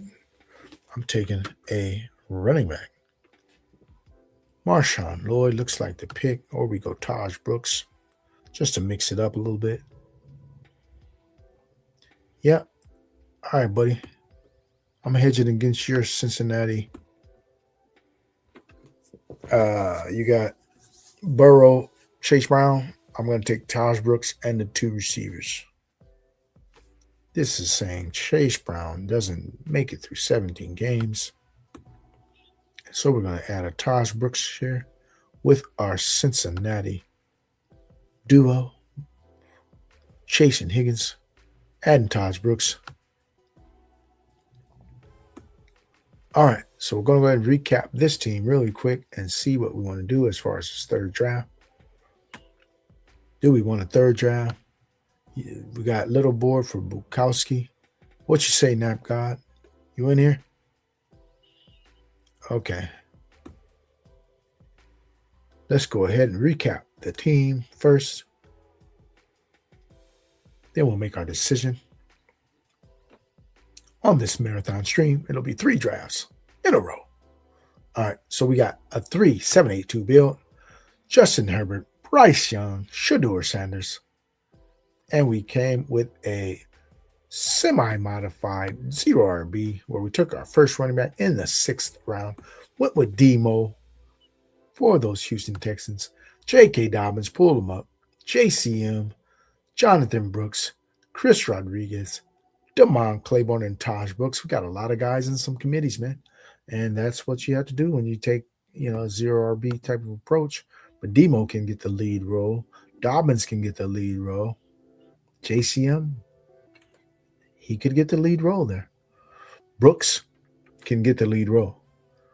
Rodriguez can get the lead role. So we got some possibilities of dudes taking a lead role. Whether they're high chances or low chances, that varies. But we got some possibilities. Claiborne, we don't know where he'll end up. Taj Brooks, contingency guy, if Chase Brown doesn't last the whole season. And then we got our receiver room.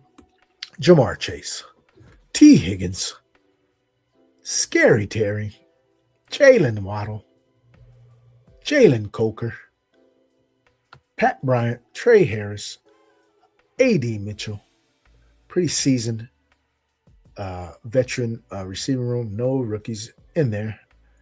And also we went with a double tight end super hero duo, Brock Bowers, Harold Fatman Jr. All right. And so let's go ahead and jump into another draft. We're not going to waste any time, man. What it be like? All right. Cromlin. You in, Cromlin? All right. Just coming in and out. Thanks for coming in. Stopping by. Smash the like button. Thank you. Appreciate you. Okay. I think we're going to do a big board. Yep. We made it up on my executive decision. One more big board. Want to save those few little boards that I have for maybe upcoming streams. And so let's go ahead and count it down as we jump into this big board. We may be running into other streams as well right about now, and that's perfectly fine.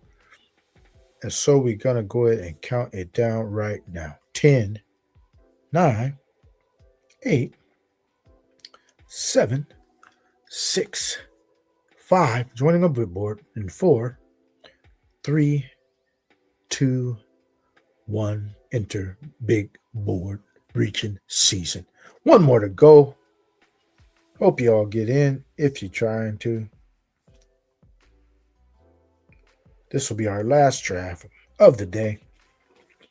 And it's been a very interesting day so far.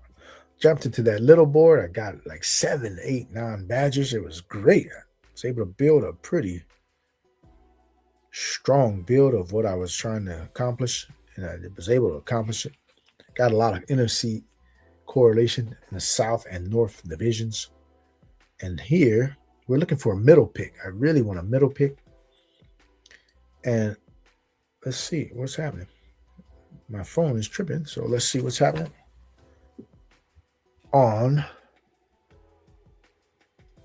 Okay, here we go. Starts in 16 seconds. Let's see who's in here. We got JT Benegar, CELE, YUUNGMOOLAHH 7. I wanted a middle pick. Taking dollars. The Noob Nuts. Dirty Nastiness. J Duns. ZVM is again here again. All right, ZVM, make yourself known. Because you're following my stream and you don't want to make yourself known. That's perfectly fine, but smash the like button if you don't mind, and subscribe if you haven't already. We'd appreciate it. Yes, we definitely appreciate all your support. We're trying to build this channel from scratch. Can't do it without your support. Go ahead and help us out. you will definitely benefit in the long term. Got some great content, great ideas coming up on how to build this channel. And so, here we go. Oh, they did it. They beat me to Jefferson. I was pulling Jefferson up. I thought for sure he was going to be there. And he's not. So, where do we go? All right. We're just going to scratch that plan and go with JT. Yeah, Jefferson's the only guy I wanted to pull up. Other than that, we'll go standard with JT. He put him up to 5. Troy R. Roth. All right, buddy. Good for you. Because I was going to do the same thing at 7. Beat me to the punch. It's that season, man. And people are doing their thing to get their bills and to get their players. It's the season to be reaching. And that's what's happening. He pulled up Justin Jefferson, who happens to be on my thumbnail. So he probably knew that I had that in mind as well. If he's looking. Some of these guys are looking. And they don't want to tell you they're looking. They're looking. But it's okay. We got alternate strategies we can always turn to. So we don't worry about not getting a first-round player we had our eyes on, because all these guys are in the same bucket. They all should do well, right? Barring injury. So it's just good to spread your shares out amongst these guys, although I am loading up on Jefferson. As you saw earlier, if you've given a peek of my exposures, I have close to 25% Justin Jefferson at this point through 60-plus drafts. That's quite a bit. And could be growing. Don't want to put him ahead of the other guys. Oh, yeah, I would like to get this guy for sure. Let's see what the Noob Nuts does. Because I definitely would like to get London right here. Yeah, we'll take London. Another share. Another share of London.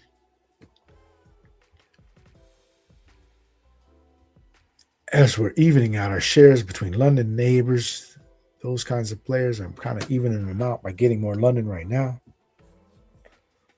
And we'll also be taking neighbors at these same prices, so just balancing it out. Today's the London day. Seems to be. All right, our correlations. We love the South divisions, both South divisions this year. We love them because who they play. That's why we love them. They both play the North divisions. NFC South plays the NFC North. AFC South plays the AFC North. North versus South, the Civil War's back in action in the NFL. All right, we're coming up at 31. Kind of got an idea where we want to go. Let's see if we can make it happen. Jacobs is a guy we have been avoiding like the plague. I just don't believe that it's going to stay healthy. There seems to be some sort of animosity there. Maybe with an contract extension or something.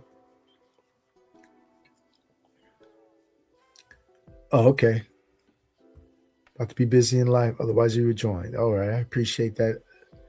Go ahead and take care of your business, man. We all got things to do. Yep. We'll be back to watch more content. All right. Appreciate you, buddy. Bukowski. All right. You're in the 9 hole. Okay. Let's see. I'm up on the clock, right? We're taking our ETN shares right about now in the mid-third. I think this is a great landing spot for ETN. All right. So, taking dollars in the 9 hole. Thanks for joining. Thanks for stopping by. You are Tiana H. Sayers. Don't know if I'm saying that right. All right. But you're in the 9 hole. Great to have you on board. Please take the time, like and subscribe if you haven't already to our channel here. Appreciate you stopping on in, drafting with us here on a Friday. It's Friday, man. You ain't got nothing to do. You just got fired on your day off. From the movie Friday, if you know the reference. You ain't got it to do. You got fired on your day off. Might as well just chill, man.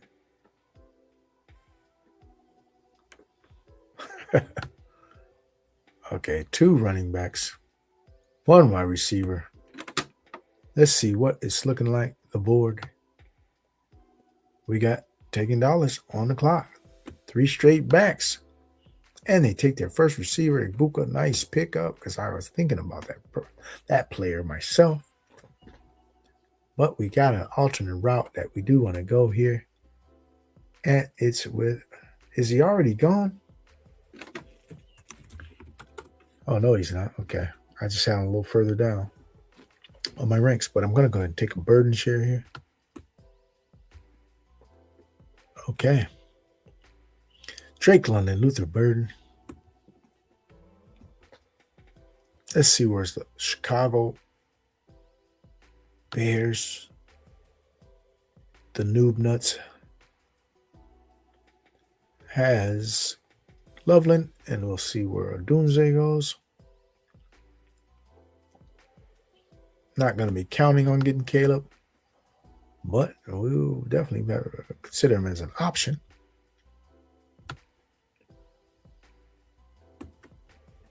All right, let's see what happens here. In the 5th, let's go ahead and load up our queue. These 3 guys are definitely under consideration. And the rest of the guys, we'll just make up our mind as we get there. Scatterable 47. We got a believer.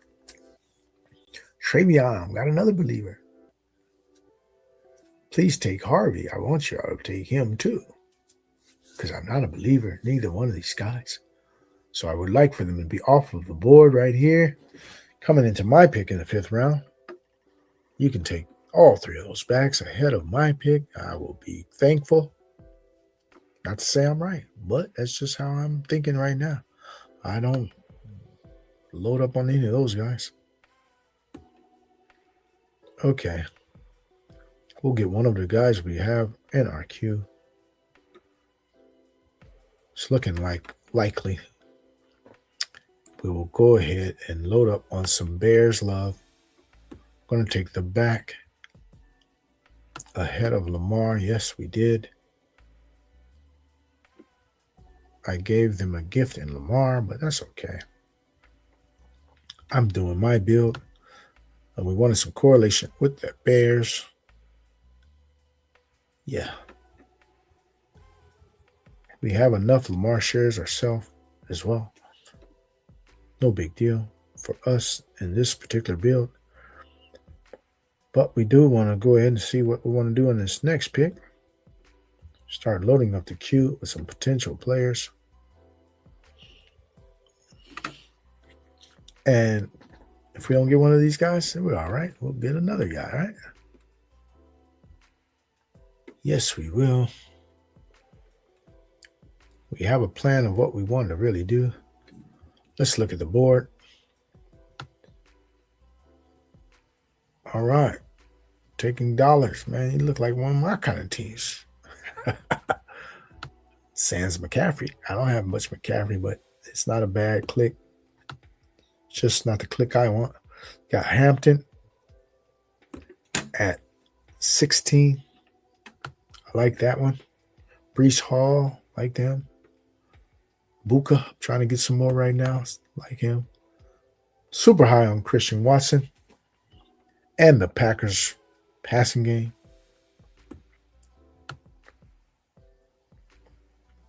Got 4 running backs out of the 11 hole through 6 rounds. Really robust. Achan, Saquon, Kyron, Tutan. All right. He said, I'm not going to be left out of running back. I got 3 myself. JT, Etienne, Swift, taking dollars. Kai Lemon. Not concerned about that reports that he's not doing well, allegedly. Okay, we'll go ahead and take Caleb. To complete the stack, we got the running back and a receiver. Caleb over Jaden Daniels. I don't do that often, but hey, man, Caleb can have a bigger season than Jaden. It can happen. And it works with my build because we have Swift and Burden already. We committed to it. So ADP is not a determining factor. It's all about the build, right? We're all about the build. All right. Appreciate you all coming in here at GAB Sports. It's your boy, Young Moolah. And go ahead.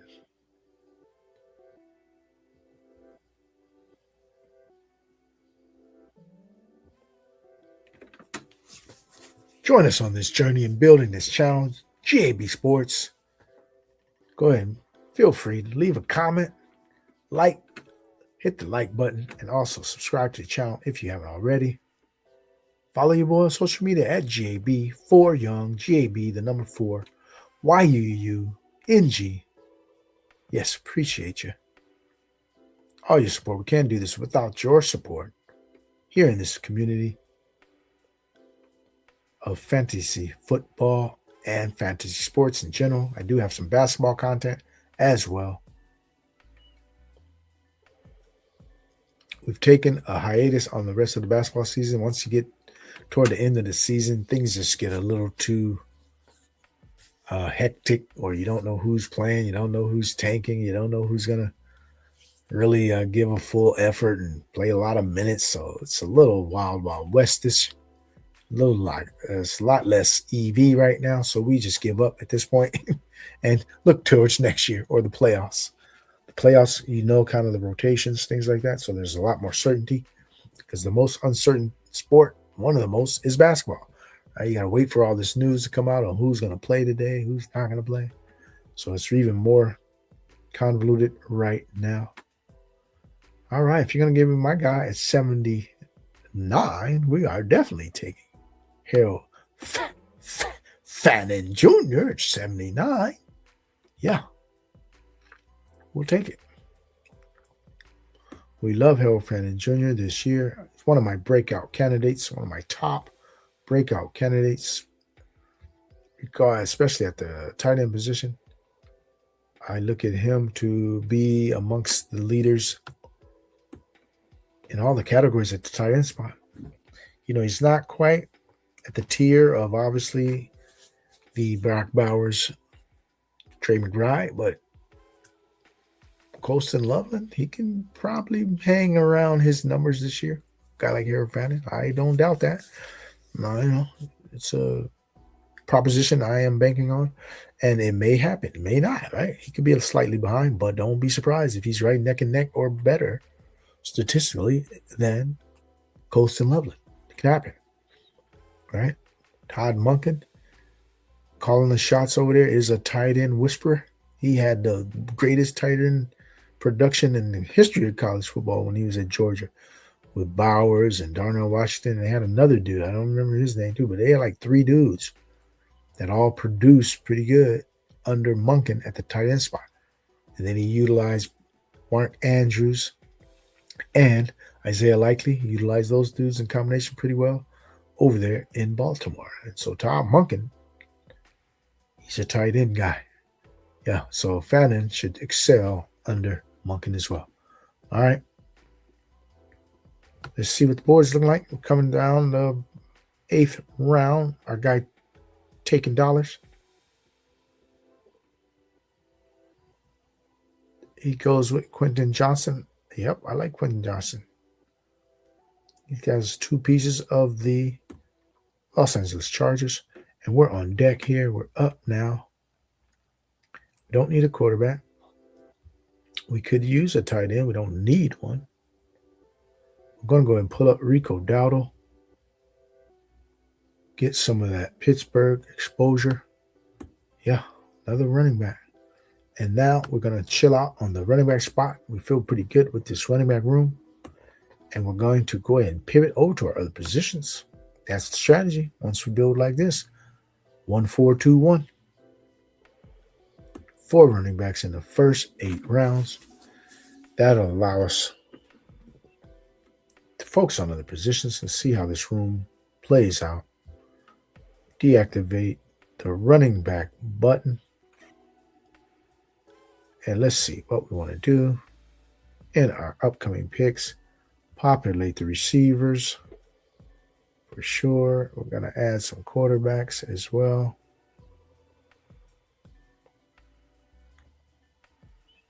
Quarterbacks to our liking. Oh, if they let a guy slip. Don't let a guy slip.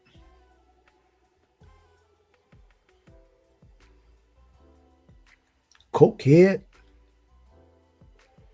Jaden Reed. Do we have any Packers already? No, we do not. We wouldn't mind getting some. Okay, so we're going to have to backstack some people. If we select quarterbacks, we don't have many receivers, so most of our stuff's going to have another backstack. And so let's see what our quarterback ADPs are looking like. Okay. My guy took a Buka, so we're going to be battling you for Baker if we decide to go that route.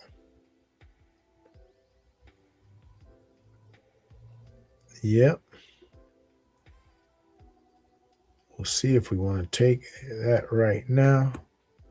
It's now or never if we want to do that. It's now or never. I think we'll go ahead and do something a little different. Okay, let's see what you're going to do here. Like suckers. Like such as, or however you want to pronounce it. Is Jordan Love still available? No, he is not. Okay, dang, we're going to pass on Jarian Price. We love him too. All right, we're going to go with Bo Nix. Bo Nix is the pick. And we can backstack him multiple ways. All right.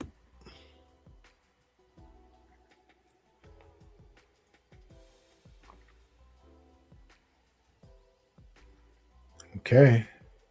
Certain dudes we're not going to pass on twice. We just aren't.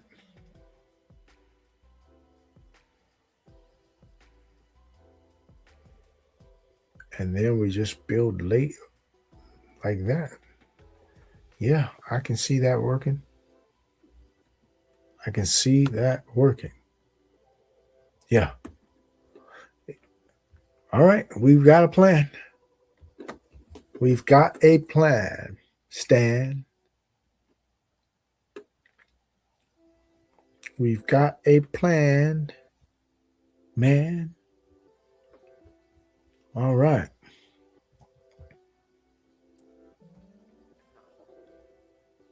Still live. We decided to do a third draft. We jumped into it. They tricked me. And this will be my last one, though. Yeah, we're going. We're going strong. Because we will be out this evening. So we might as well go strong right now. Tyson Falls. Yes, he did. Bobert 23. Thanks for joining in. Smash that like button if you will, buddy. Go ahead. Subscribe to our channel here at GAB Sports. We're up in 3 picks. 3 picks to go. We got Coker, Little, Kittle, in our queue. Let's see if we want to stick with that. Probably not.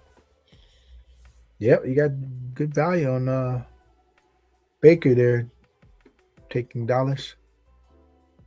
I don't think I can pass this many times. on my guy, Jadarian Price.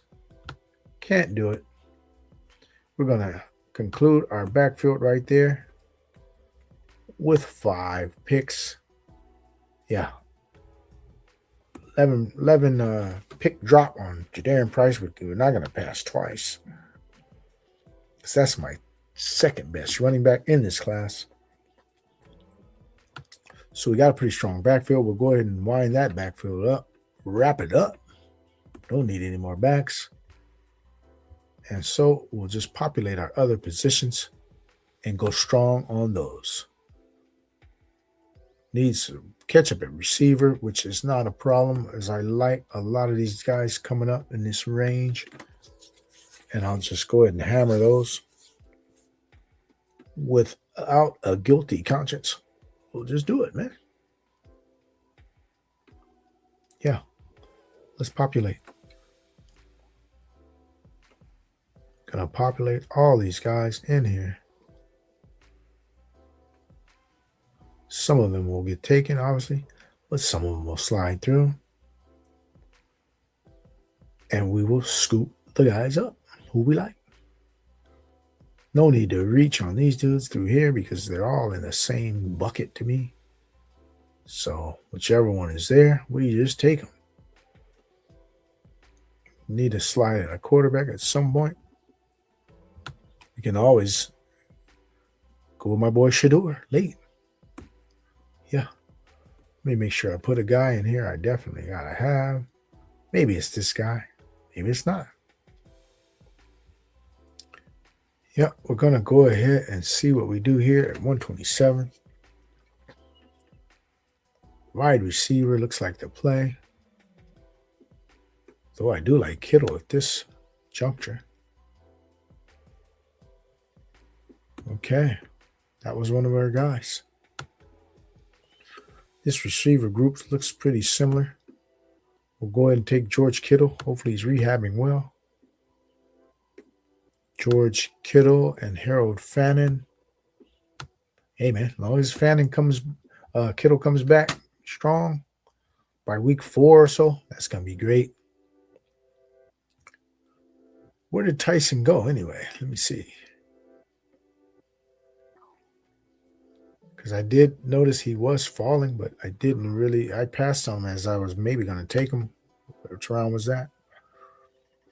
Yeah, that was maybe the 8th round. I did pass on him, right?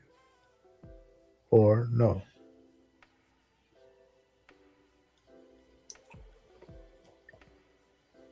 I got picked in the 6th. It's not that big of a fall. That's kind of where I think these guys should be in the 6th anyway.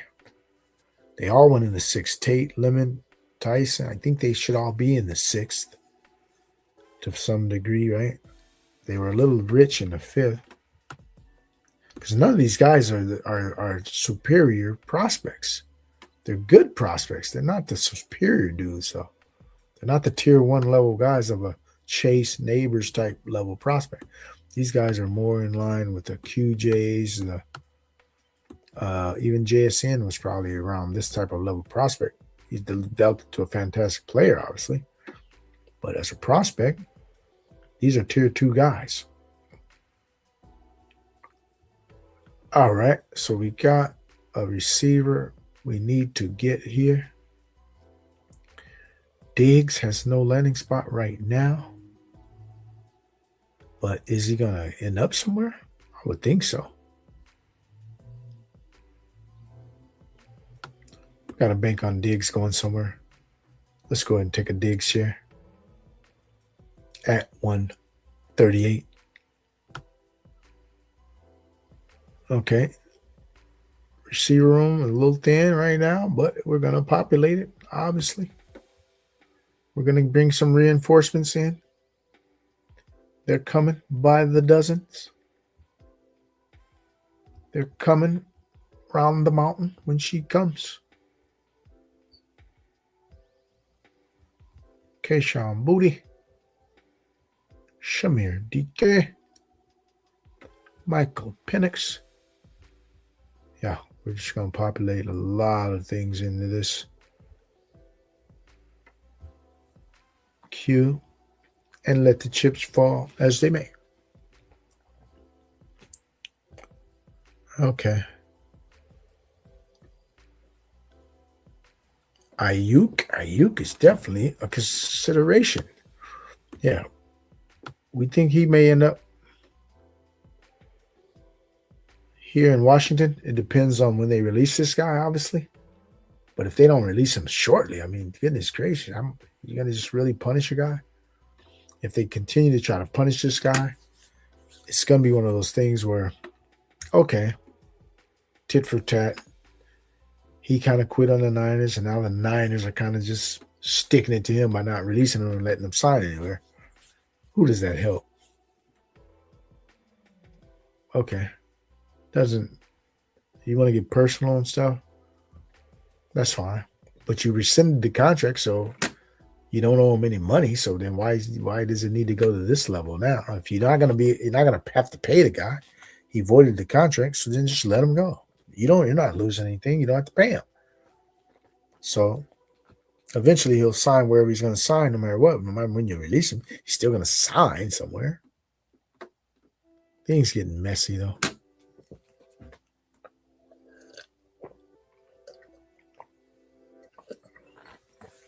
All right. We're in the 7th hole. We're going to do this. Yeah, we want to get a stacking partner, and we're going to take the guy we believe is the number 1 stacking partner for our guy, Bo Nix. So we're pulling a guy up 9 spots because it's Reachin season. 12 spots. I have no problem doing that in the middle of the board, especially because I don't know what people are going to be thinking.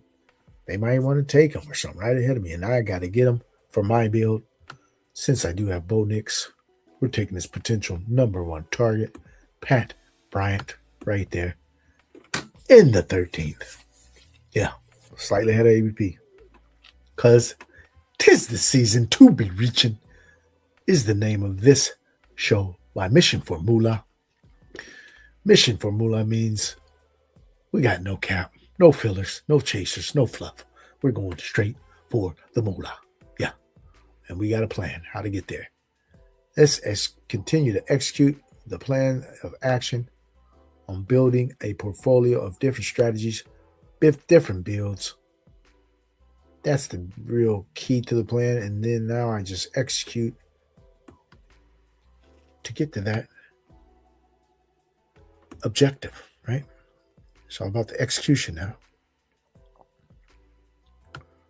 All right. We got some guys we're looking at here over the next couple rounds. And we'll see how this plays out. We're coming up in the 14th round. Do we want to pull anything up here? Don't know if we really want to pull anything up right here. I think we'll stay pretty straight and steady. Steady is the course that we will navigate. Another guy? Yeah, let's do it. Double down on Denver. Alternating big games. Yeah. We'll take both Denver guys. Pat Bryant, Troy Franklin, who can have some big spike weeks as well.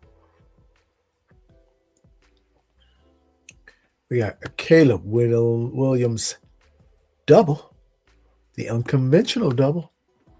Yeah, we went with DeAndre Swift and Luther Burden. So we got the running back receiver combo with Caleb. And then we got the Bo Nix double with both of his younger receivers, Pat Bryant and Troy Franklin. Don't know what's going on with Evan Ingram over there, but I'm not interested in him. Seems like they may draft a guy, possibly. But they brought this guy over, it looks like, and it seems like Sean Payton kind of gave us the old pull the rug, right? He pulled the rug from under us. He said this guy was going to be featured.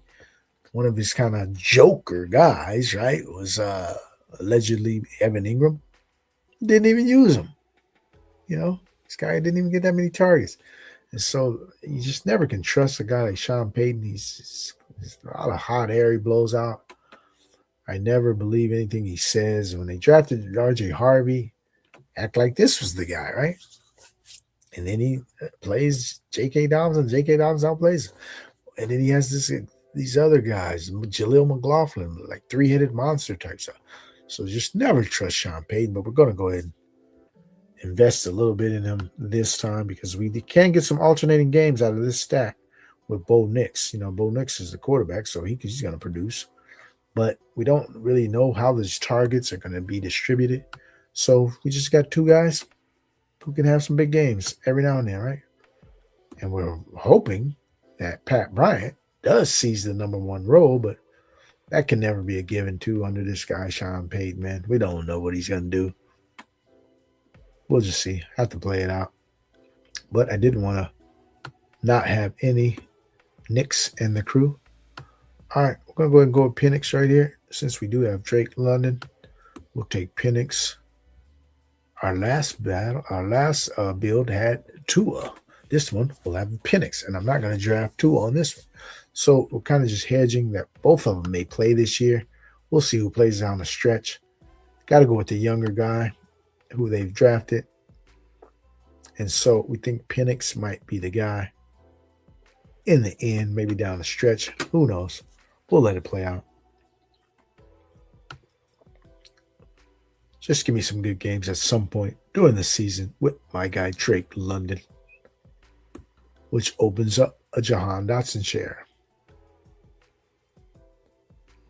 And Joku yet to sign, right? Let's see who else. Stores. We like Stores. We do get some shares of Stores. We like Gunner, Helm, our guy Naylor. We're not adding a third Denver Bronco. We won't do that.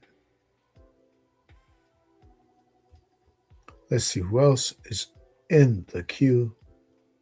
Bernard.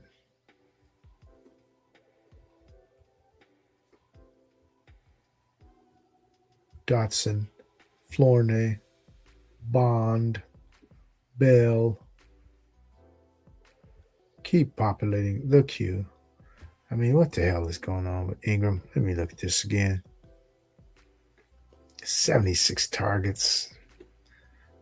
9 yards a catch. That's just uninspiring.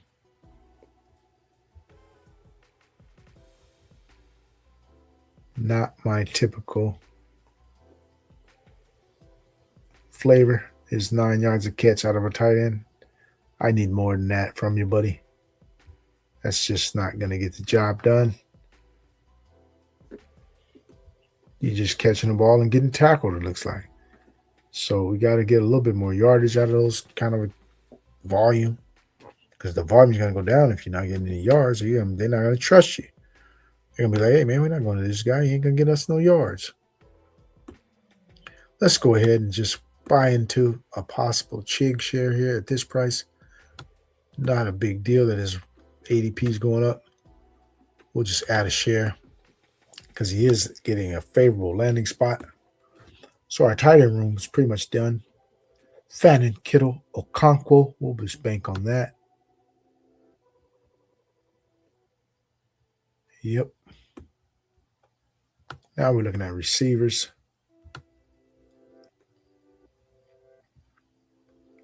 Not going to roll out adding a fourth tight end to be different. But we doubt it because we don't need it. There's nothing in this game where you just have to say that you don't need something. Because even if you got a solid room, whether it's running backs, receiver, quarterback, whatever, tight end, need is not the answer. It's will that player do something when you need him to do something? Yeah, I can rely on these three, but what if a different guy like a Freiermuth has a big week 15, 16, and you added him into this lineup? You didn't need him, but you needed him, right? Because he came through when you needed him to come through. So that's how I look at stuff. It's not that you might not need it or that the room doesn't need it, but your team might need it in the right moments. So you add pieces like this that just doesn't have to make sense from a roster build. It makes sense from you trying to win the whole enchilada. Yeah, we're trying to win the whole enchilada, man. We're not trying to finish in 50th place, 70th place. We're trying to build the teams that can get us to the 0.05, 0.04 outcomes, which is at the top. 220,000 entries. I might need that fourth tight end. Yeah, the build didn't need it, but my team needed it. All those guys who didn't tack on Pitts last year because they didn't need another tight end. They only wanted one or two, three tight ends. Yep, and you didn't add Pitts. Well, guess what?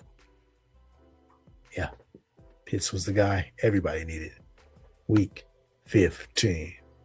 So don't give me that need stuff. No. It's all about if your team is going to do something. In fact, we're going to go with Tua right here. We're adding the fourth quarterback. Why? I don't know who's the guy there in Atlanta. It's one of them. I might need both of them at different points. So in this build, we don't have a problem. Our running back room is set, so we can go with a fourth quarterback on this build. And then we can go ahead and do our thing at the receiver spot with our remaining 3 picks. We go 4, 5, 8, 3 with this build. No problem at all. Let's see where we're going to go with this. Should we throw in a rookie receiver? Do I have room for one? I do. Have room for a rookie receiver. But I do love the second-year guys and the third-year guys. Guys who are getting a little overlooked and who have identified roles already. And so some of this rookie infatuation, this rookie hype is taking some of the shine off of the second, third-year kind of guys who still might do something, right? Chris Bell, I'm not going to wait. I'm going to wait and draft him in the post-draft contest. Not sure of his injury status. Tyquan Thornton just re-upped. Yeah. Second, third-year dudes in the same systems. That continuity in systems matters. Treylon Burks coming back. Yeah. We add dudes like that too. Okay, we're going to go with a guy, Kyle Williams. I'm not scared of Romeo Doubs. It's a good hire for them, a good spot for them, but Kyle Williams can still get a role there this season. He has shown some flashes. And so when a guy shows some flashes coming into a year 2 in the same system, can sometimes be, he can be more comfortable, right? And if he's more comfortable, maybe he takes on an expanded role, right? They start trusting him more. He's practicing a little better. You know, he's not thinking out there. Some of these systems can be kind of complex for some of these players coming out of the collegiate ranks where their systems are pretty basic, pretty simple. And once they get to these teams with these more complicated, intricate offenses, the Josh McDaniels types, the Kyle Shanahan types, the Sean McVay types, these guys' offenses aren't as basic as we want to make it look, or sometimes how these players make it look. There's some concepts and some reads that you have to do that these guys don't really get maybe at the college level, and they got to adapt and grow. So that can be a difference in year 1 to year 2. You can see some growth in understanding these systems and these schemes. So that's why I like second-year guys over these rookies, like second and third-year dudes. I'll take some rookies every now and then, but I don't favor them over the veterans, especially in certain builds that I have. I may have 2-3 teams at most out of my 60-something teams.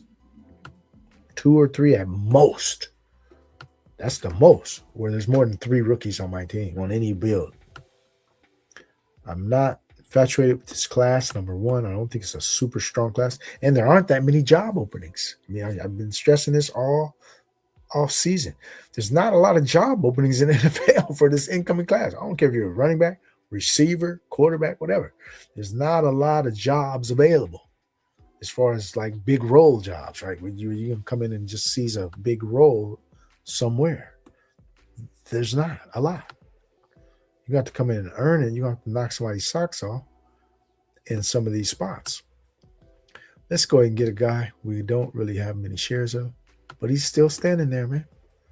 That's Darius Slayton. He's still standing through all these regime changes in New York. He's still under contract for this year. And so he still should be there for the Giants and Harbaugh in this new regime. Slayton will still be there. So, hey, man, give him a look.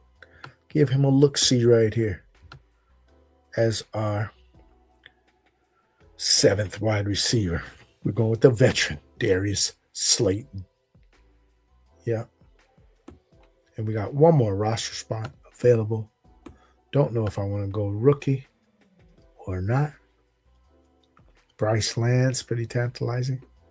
But he's coming from a very small program where a lot of those dudes are going to bump this guy up into our considerations, where these guys often have to a learning curve, right?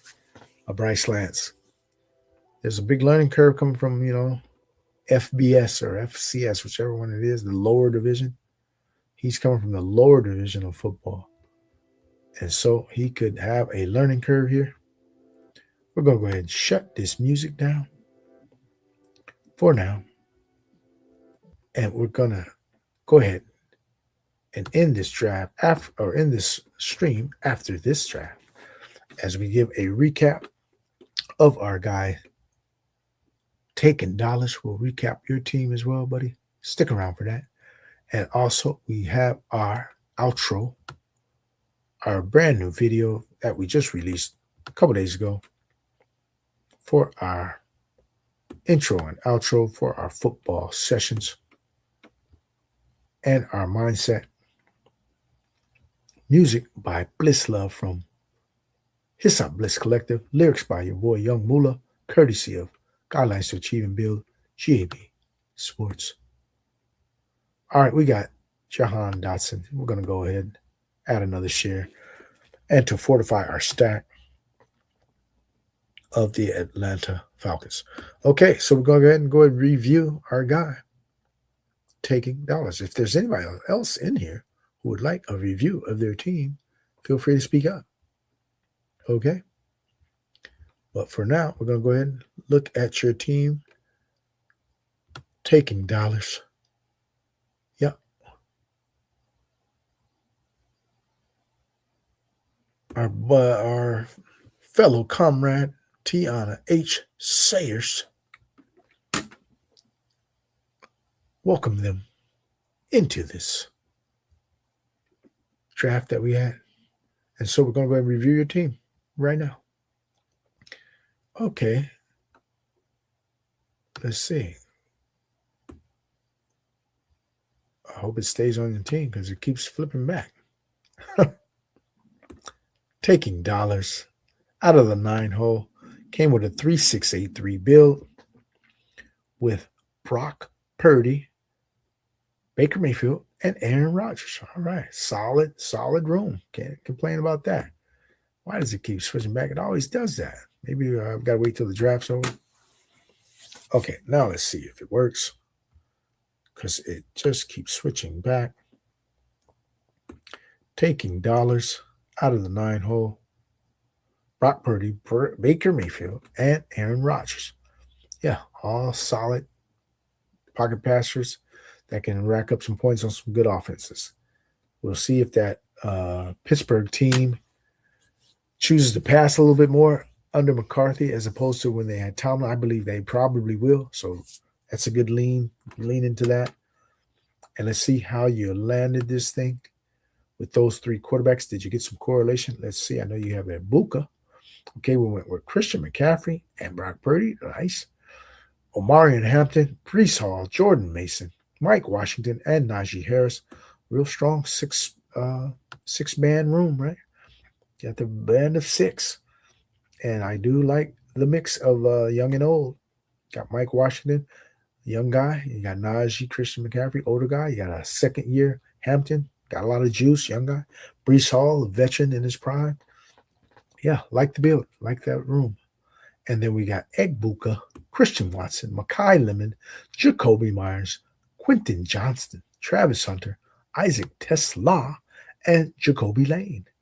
You got the Makai Lemon, Jacoby Lane, young guys coming in, teammates at USC. And, okay, then you have a second-year Egbuka, Christian Watson, who I'm very high on. And you have Quentin Johnston, another guy in explosive offense. Jacoby Myers, Travis Hunter. I like the duo there. Have the teammates that can give you those alternating games. Isaac Tesla, another young guy who I'm very high on as well. So I like the receiver room. You need a lot of things to kind of go your way, but that's what this is all about. Everybody's going to need things to go their way. You want a guy in the second year to improve from his first year, you need that to happen. Yeah, that's natural.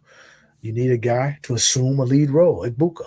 Okay, but you're drafting with all those things in your mind to say these things are going to happen. So that's how you draft, man. You think you draft as if your predictions, and you draft as if you're right in all these predictions. And so I like the build of the receiver room as well.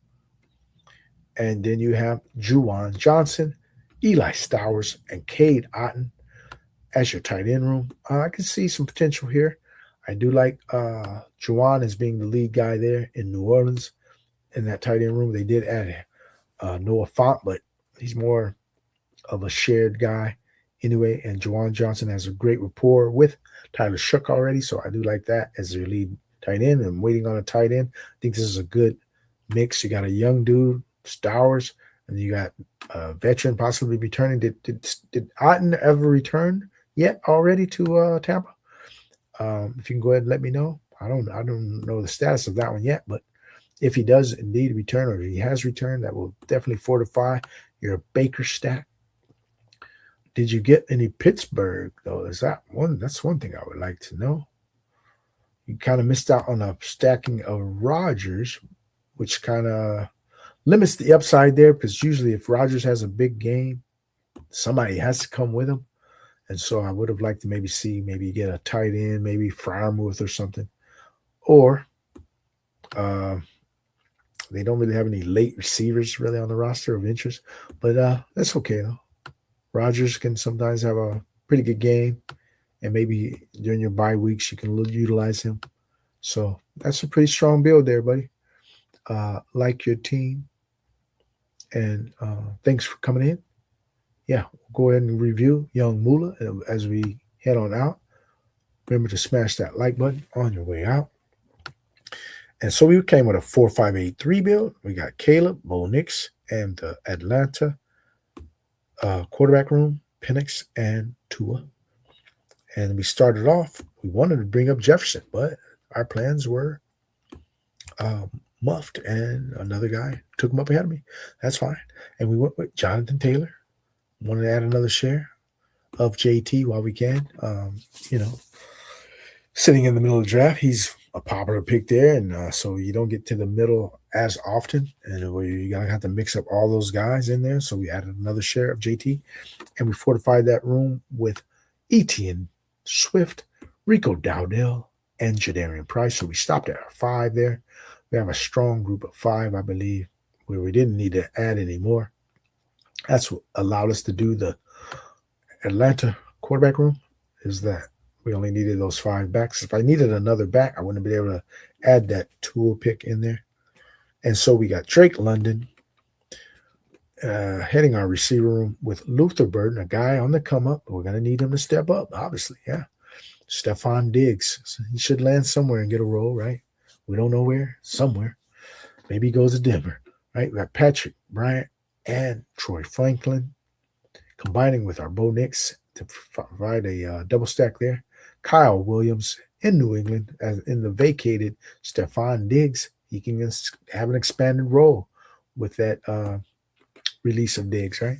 Then we have Darius Slayton, a veteran, coming in with the New York Giants in their new regime. And we also added Jahan Dotson, who is actually not on Philly. He just signed a contract with the Atlanta Falcons, so he's bolstering that Atlanta stack that we have.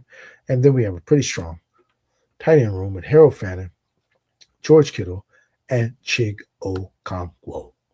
Yeah, there you have it.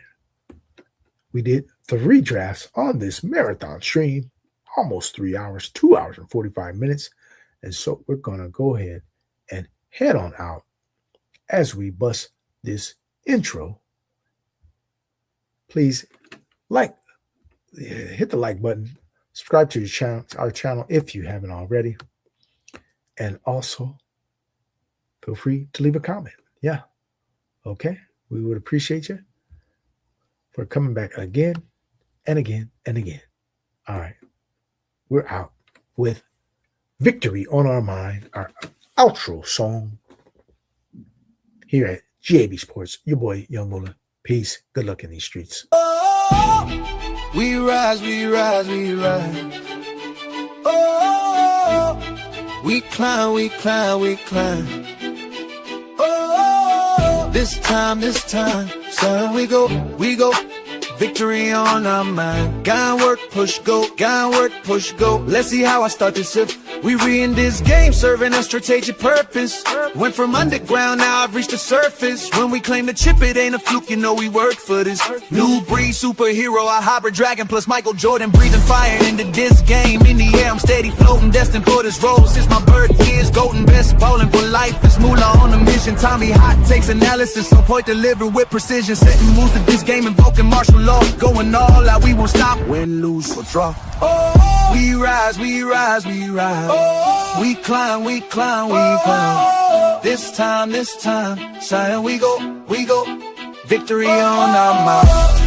Joe slow harmony chant. Joe slow harmony chant.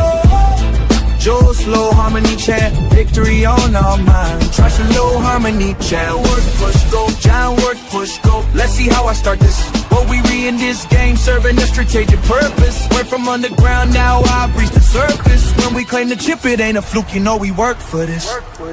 New breed superhero, a hybrid dragon plus Michael Jordan, breathing fire into this game. In the air, I'm steady floating, destined for this role. Since my birth year is golden.